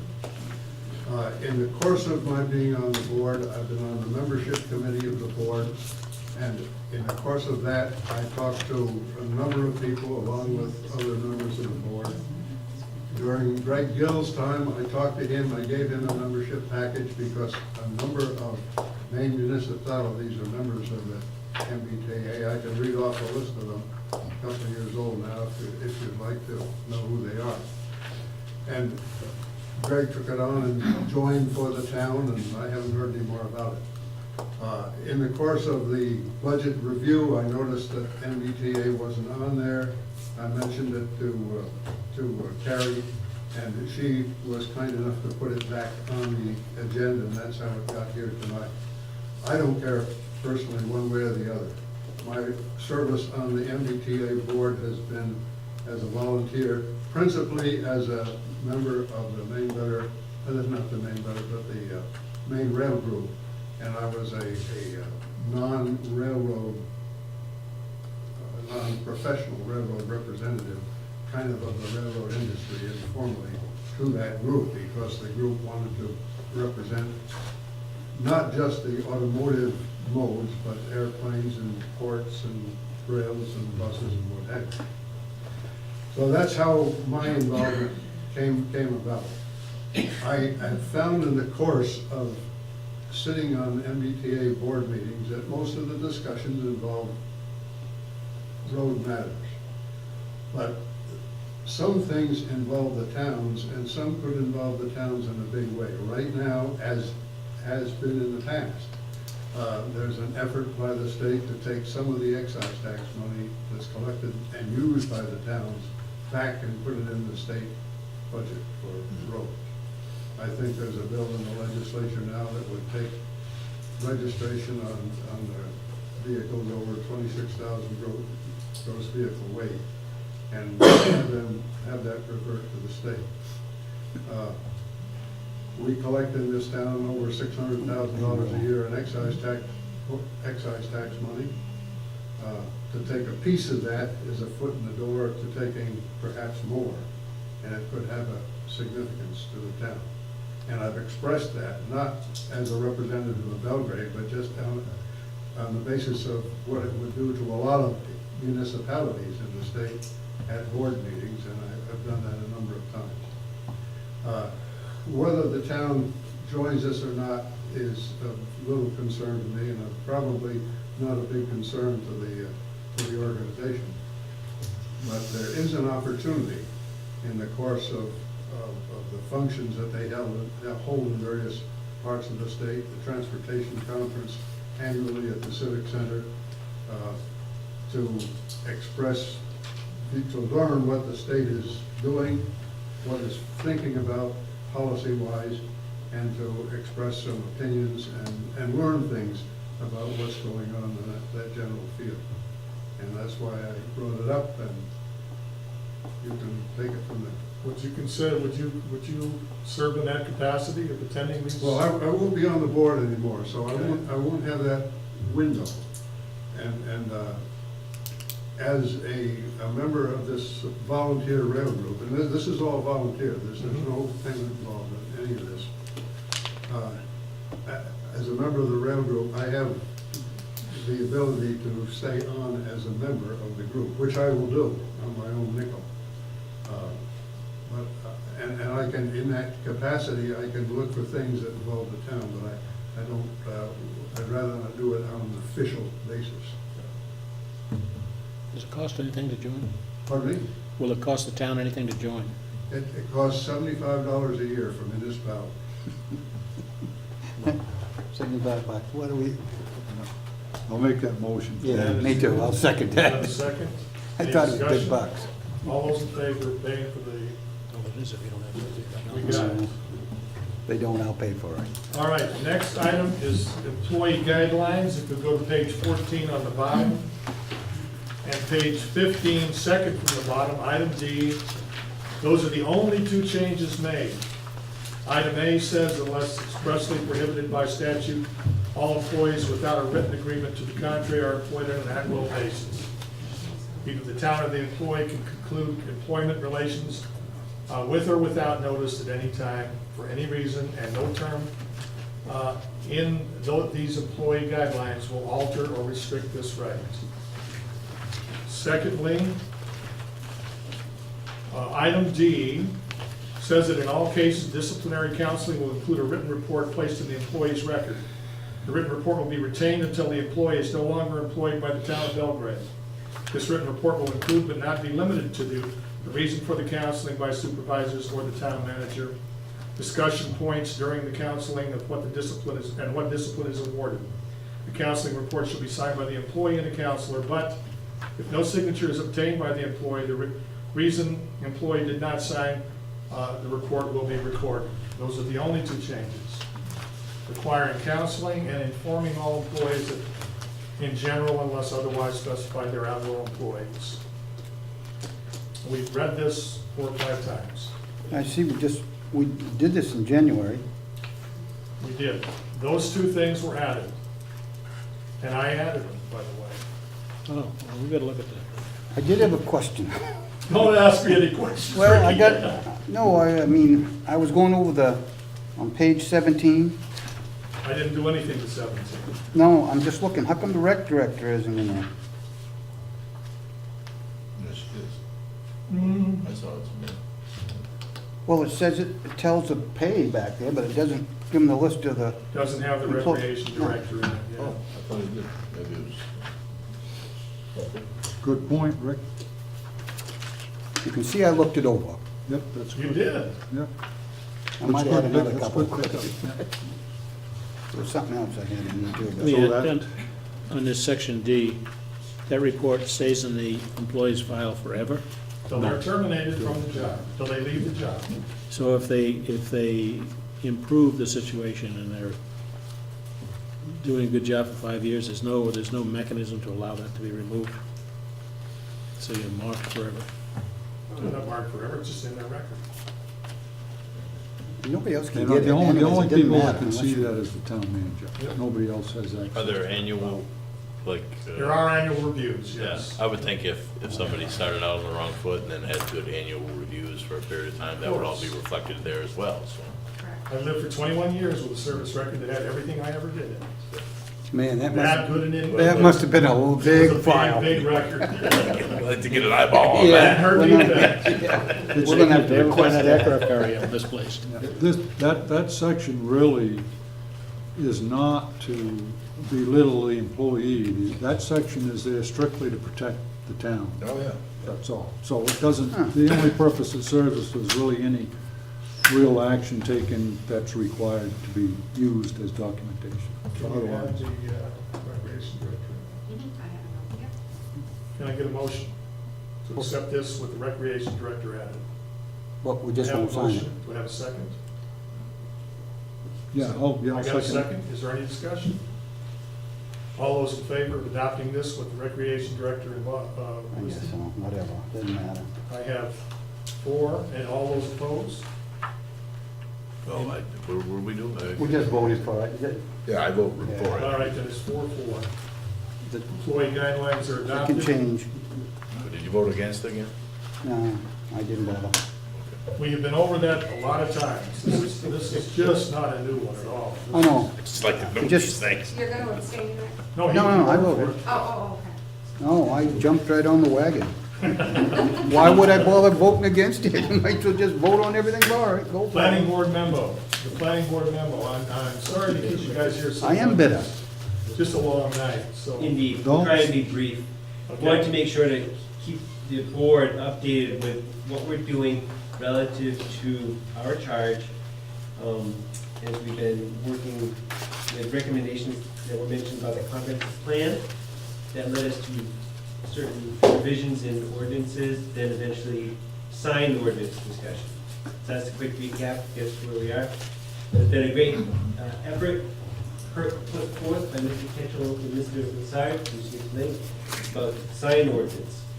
You may have read in the package that you received, what we have seen so far with regard to the sign ordinance that came before us. When we saw the proposed sign ordinance, what the planning board found was there seemed to be a discrepancy there with regard to how you treat, let's see, that differ between, okay. So basically, in one village district on the comprehensive plan over here, that which is in yellow, we have 2 different standards. we sought legal opinion from MMA, they came back and they agreed with us. Paperwork. Yeah. You want some? Okay. So I just wanted to let you know that's where we are. And we also have Jordan and Paul here to jump in to help answer any questions, but that's what we have for legal opinion so far. Also in your package is the legal opinion we got from MMA, in addition to the briefing memo that we put together for you folks. Is this coming to fruition or not? Are we gonna have a signed ordinance? It really depends on which of the options that we've laid out you decide to pursue, if you pursue any of them. The fact of the matter is, if you want a signed ordinance that treats Route 27 differently than other areas of the village districts, the comprehensive plan has to be amended. I'll have to lay the legal groundwork to be allowed to do that. So then you have, if the answer to that question is yes, then you have to decide how and when you're gonna have the comprehensive plan, who's gonna do it, and then it has to go back to the voters for approval, because it's fairly substantive change from the way it's drafted currently. So those are the three options we laid out. One of the options, of course, would be not to have Route 27. So what we're talking about is we have this village district, which has the same standards as the other village districts in town. The legal problem with the way Mr. Lassard has crafted the first draft, and that's as far as we've gone, is that Route 27 has different standards than the Depot Road, all within the village district. You can't do that. This is a zoning ordinance. You can't have different standards within the same land use district. It has to be the same standards. So the solution would be to, if that's the direction you want to go in, you want to have, basically Route 27 from 135 down to Hammond Lumber be a business district rather than a village district in essence, so that you have bigger signs and changing signs and all the bells and whistles. You either designate Route 27 a business district or something like that. I mean, there's minor points like people live along that road, so, but it requires going back, redoing the comprehensive plan, getting public input into that plan, and then bringing it back to the voters. The other, though, is to stay with the current comprehensive plan and have the sign standards be the same in all the villages. Those are your options. Paul? The reason I created the subset of districts is because it became quite obvious to me that the area around Christie's is not really the same as far as permitted use and just basic dwelling area as compared to the Depot Road where people live. I mean, I understand that the Depot Road used to be the business district in town. I remember coming out here as a kid, and that was where the business district was in combination with the village. But times have changed. The fact that there are lines drawn today with permitted uses and you're calling them one thing or another does not necessarily make a fine-tuned reflection of what is actually there and how you want it to develop. In other words, North Belgrade is different than another area of Belgrade. You want to treat that differently, regardless of the fact that that's a village district there. And certainly, the village district that is Belgrade Lakes Village is different on the West Road than it is on Route 27.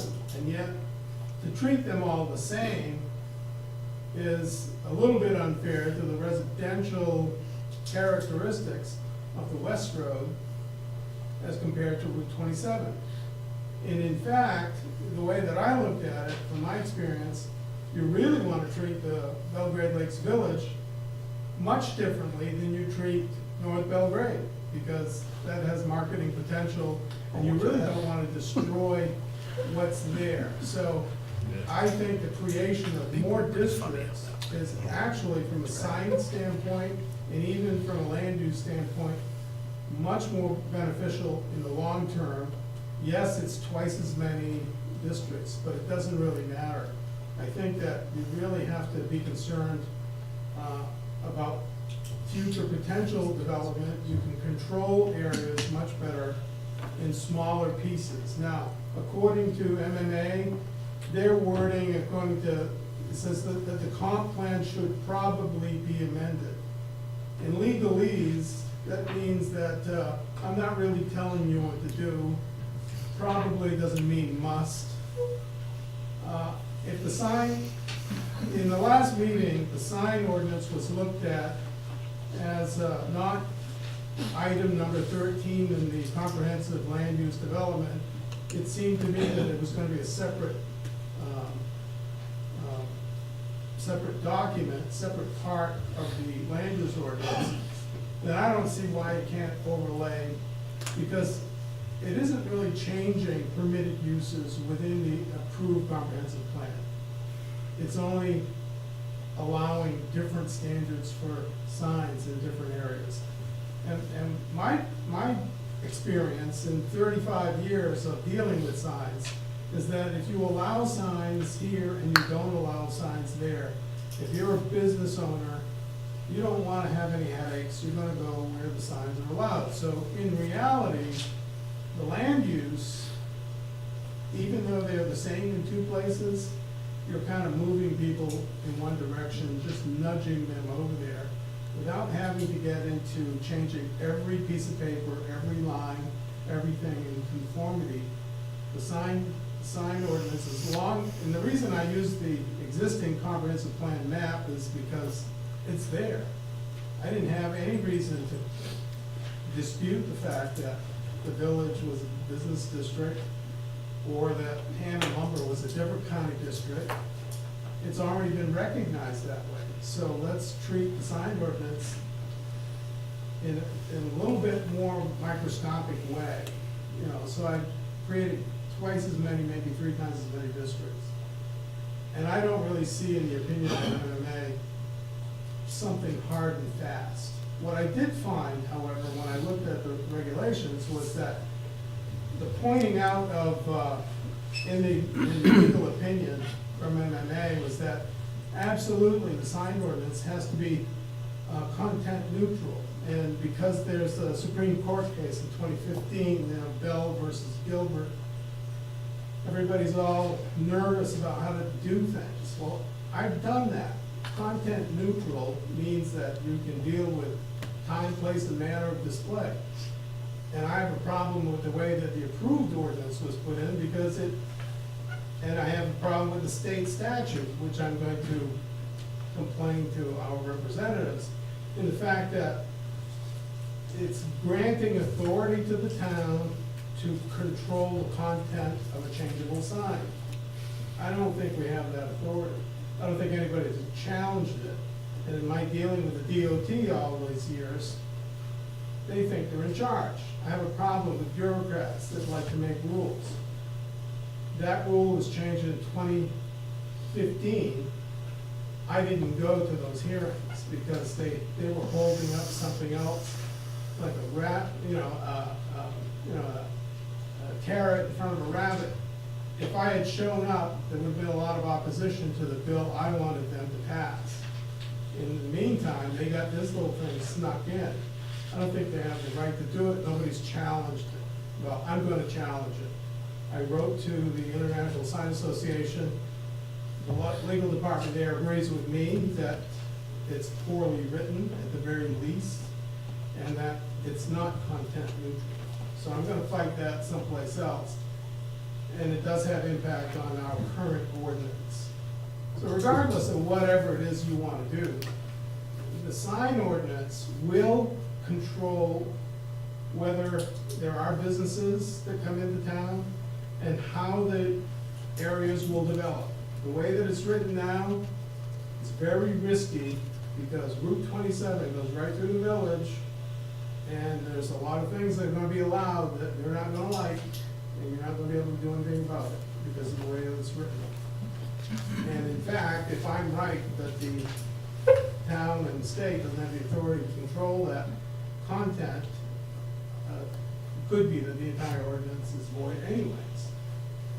So I will make a lot of noise, it probably is gonna affect something. I am a taxpayer, and I feel that, it has to be done right. That's really what I'm concerned with. It has to be done right. It can't just be done, and the reference from MMA that should find an attorney who knows a lot about sign ordinances, good luck. I don't see where you're ever gonna find somebody that knows that much about it. So that's, I'm taking a completely opposite point of view from the planning board. They have their own opinion, I have mine, so. And I've written the entire proposed draft of the ordinance. I've complied with their request to conform with the wording format, with the way that it matches the existing ordinance. And the only thing that I've done is subdivide the existing plan with the approved map to fine tune where businesses can go by making it more appealing to them. I wouldn't think you'd want businesses, unless you want businesses in the Depot or the Westwood or North Belgrade, as much as you would want them on 27. Well, you know, that's how you control things. And you have to do it neutrally. You can't favor one thing or another. And I've been sensitive to all those issues all these years, so I know. Okay. George? Just to get back on issue here, if the board wants a sign ordinance, what needs to be done is the comprehensive plan needs to be amended. If you want a sign ordinance that just makes a distinction, whether it's the section of Route 27 from 135 to Hammond Lumber or other parts in town that would be handled more like a business district, like or KMD or whatever you pick the business district. That all, because you're talking about zoning, requires that the comprehensive plan lay the legal groundwork for that. Otherwise will, result in having an illegal zoning ordinance. And I should also just clarify, the way the current comprehensive plan spells out and defines the villages and types of land uses, it's intended as a residential limited business district. It isn't intended to be, whether you agree or disagree with that, the way it's currently defined is as a limited business district, not a anything goes business district. Board members? Ernie? Augie, I'm sorry. Sure. So, you have these three options here, and you basically want us to give you direction with these, choosing from these three options. Knowing the risks of each one. Yeah. And, so, certainly one of the options is to just wait until, in the third option, is just wait until the comprehensive plan is due to be revised again in 2024. Do we need to act on this, in your opinion, before this date? I mean, do we have to have a sign ordinance right now, or amend the, I would go with option number one if we need to do it right away. It seems to me option number two is really arduous, and you have this line in here that it would clearly be an undertaking beyond your abilities and available time. So, I mean, it just seems like, that isn't an option, clearly. Doesn't seem realistic to me. Yeah, and so, I mean, if that process that is outlined in option number two could be undertaken, when the town updates its comprehensive plan in 2024, correct? So why not? Yeah, so, and let me just, to clarify, option number one basically creates a sign ordinance that holds the whole town to one standard. Is that right? No, It would not be quite. It would. Equitable treatment among districts. Yeah, all the village districts. each district, whether it's village districts, which are the yellow, Yeah. would all have to be the same set of standards. The general development districts, which are in red, they would all have their own set of different standards. They could be different than the village standard. So yeah. Is But- that what we have now, or no? We don't have a sign ordinance? We don't have a Okay. sign ordinance, we don't have a comprehensive sign ordinance. All we have currently are some sign standards in shoreline zoning ordinance, Yeah. which have been there forever, and some sign standards in the commercial development review ordinance, which have also been in existence since 2001, and were recently amended. That's some of the issues that Mr. Lassard, brought Mr. Lassard to the front. He disagrees with those standards. But those, and I frankly agree with Mr. Lassard, treat all the districts, all the village districts the same. And if you want a distinction, but, you know, if you truly want a business district, then you probably don't want the same sign standards there, whether it's along Route 27 or wherever it is, as you do in Belgrade Lakes Village, or along Depot Road, or in, I'm less certain about North Belgrade. I'll let Pete.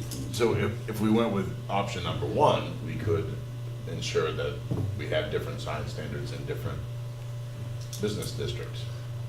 We could have the same standards in the it would be the same standards in North Belgrade, Belgrade Lakes Village, and in the Depot. The Depot being this section of Route 27 as well as the Depot Road, because that's the way it was mapped, and that's the way it was defined. And we could continue to have the Hammond Lumber Route 27 district Right. if we wished. Yeah, So- you just wouldn't be changing the comprehensive plan. So I guess if we feel like we need to have action on a sign ordinance, then I guess we better go with number one. But if we feel like we can do more study and have more discussions with Mr. Lassard about this over the coming years, then we can plan to do it in 2024. It's 7 years down the road. So maybe we shouldn't wait that long. I mean, and maybe we should choose for number one. That's what I'm guessing. There's nothing saying we can't, 7 years from now, we can't change it. That's right, too.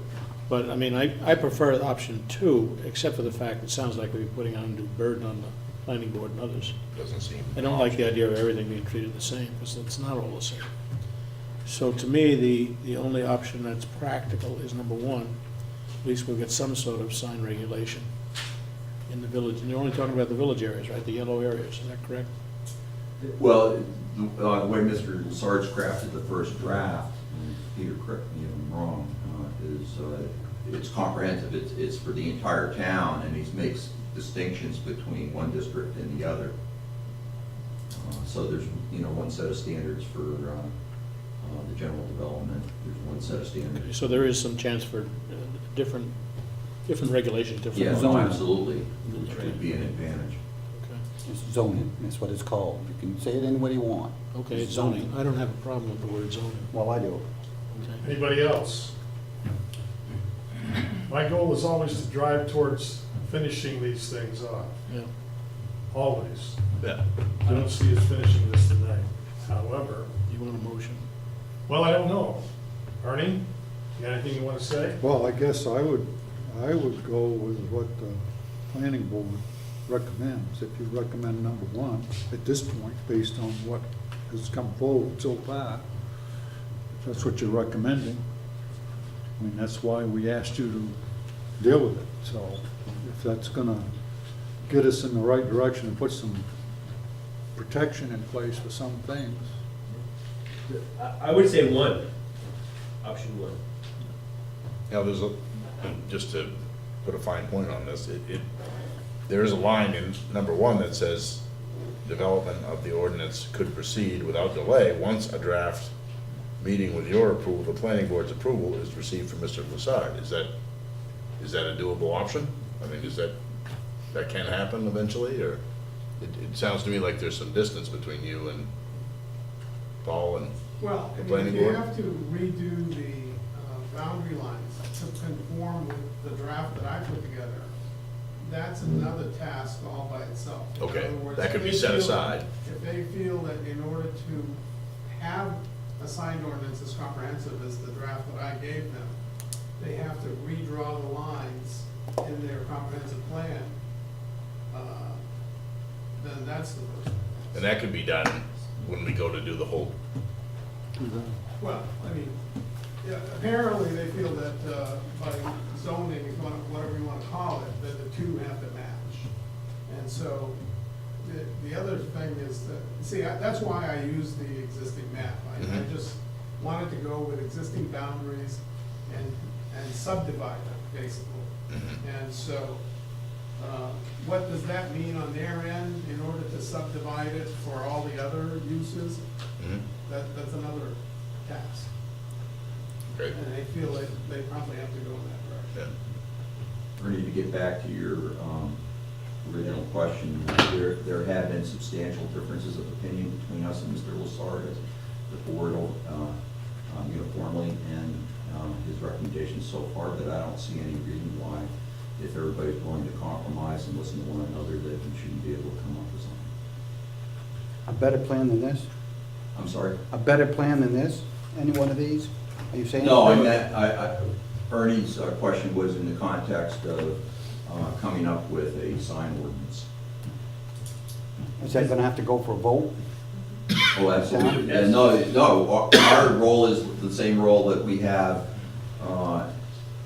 as we did with the commercial development review ordinance, to come up with something that we would recommend to this board. But it would have to go with town vote. And then only then would it go to the two public hearings that are required. Make sure that gets on the website, buddy. You Do never we need get that. we need a motion for this?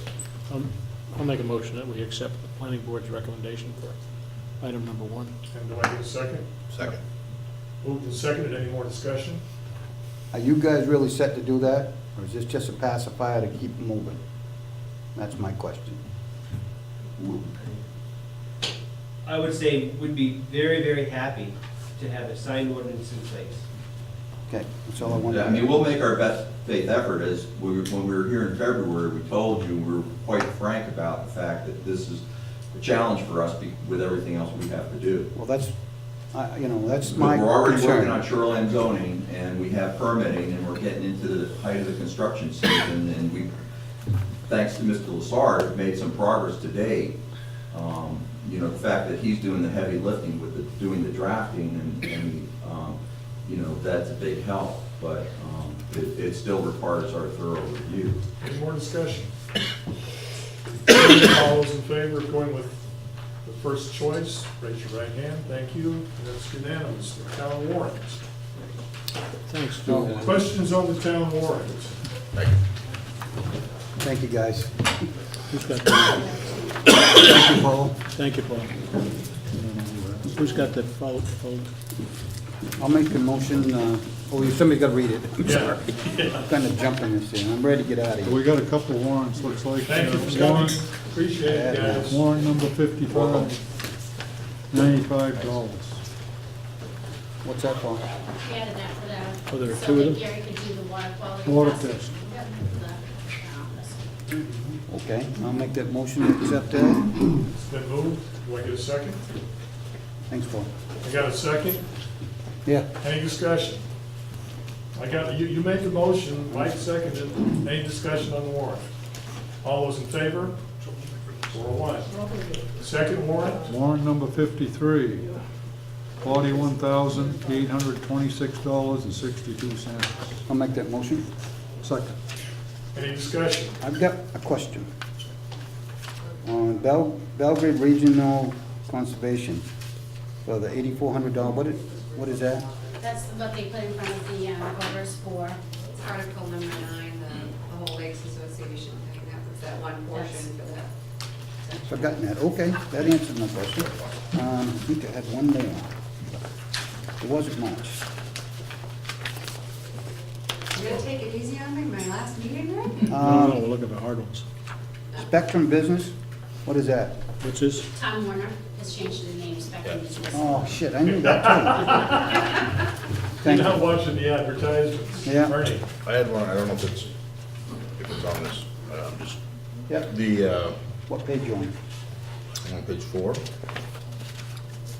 At the top, did they buy some fire equipment from Jordan Lumber?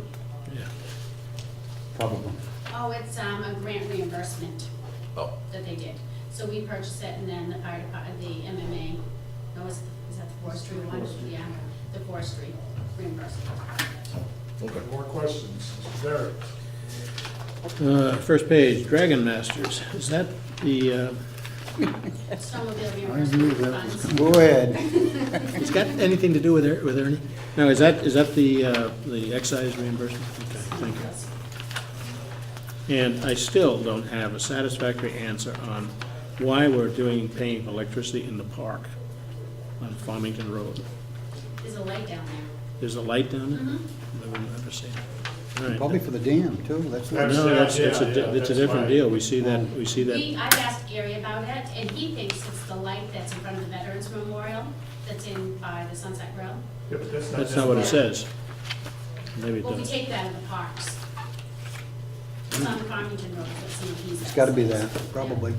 It's down in front of the Veterans Memorial downtown. That's what he thinks it is, down by Sunset Grill. But, That's the one that the business group says they maintain. Well, they're lying to you. Uh-huh. They're lying to you. The line, I know it. All right, thank you. Any more questions? Yeah, CPRC group shingles, we asked that one right? What is that?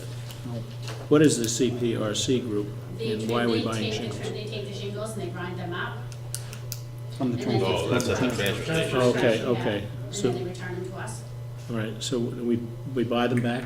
Will we buy the ground material? So we pay somebody to bring them back to us, and we don't pay, we pay them to grind up the shingles that we take Is that what this $529 is? from the sea. Basically what it is Transportation. the container gets taken down full, and then it gets weighed and dumped, and then they put a load back on, and the container comes back up. Okay. Load. So it's, yeah, I mean, we're paying for the trip back and forth regardless, so You're paying we're bringing back transportation. product with it. Sounds like we're buying shingles. I don't know what we're buying shingles for, okay. Roof leaking. Any more questions? All those in favor? Somebody got that one? 5-0. Town managers report. I was asked to give you guys a list of lingering things. I actually have 6 pages I'm gonna be leaving on my desk when I part ways on Friday for the next manager. I have gone over a bunch of stuff with Melanie already. We're gonna spend some more quality time together this week, I'm sure, but I met with the road committee last week, and I still have not received word on those 2 culvert grants yet. I sent an email to Bill McLean, and he has not responded. Morris was actually gonna try to call him and see if he could get a response as to whether or not we were successful in those. It was supposed to be awarded on March 17th.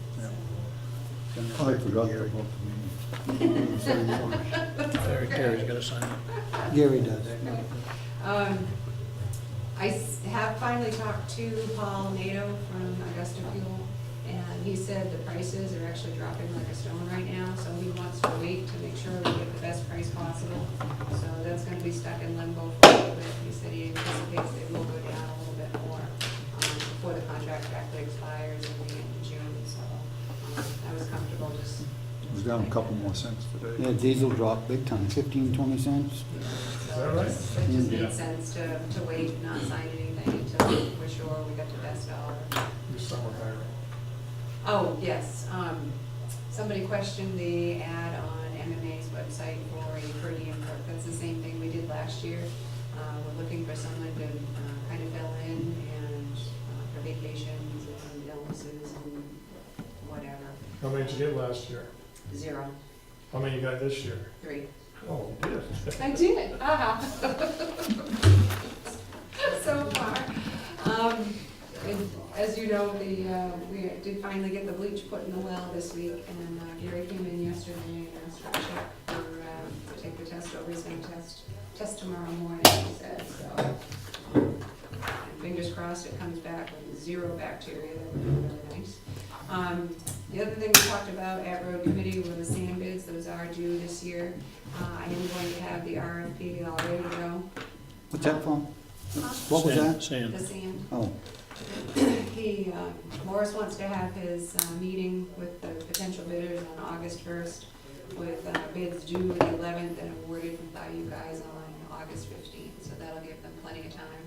He actually wants it all put up by the end of September, whereas previously it's been the end of October, but the last few years we've had early storms, so. And, oh, the last thing was, last week I went down to the Biggs Dam. They had Klein Schmidt down there doing the inspection on it. They were actually dumping dye in to see the leaks and stuff. The engineer that was there said he didn't have any major concerns for safety or anything like that. He thought the dam was fine. It's just one of those things, the mortar was coming loose in between some of those granite walls. Village dam you're talking about? Yep.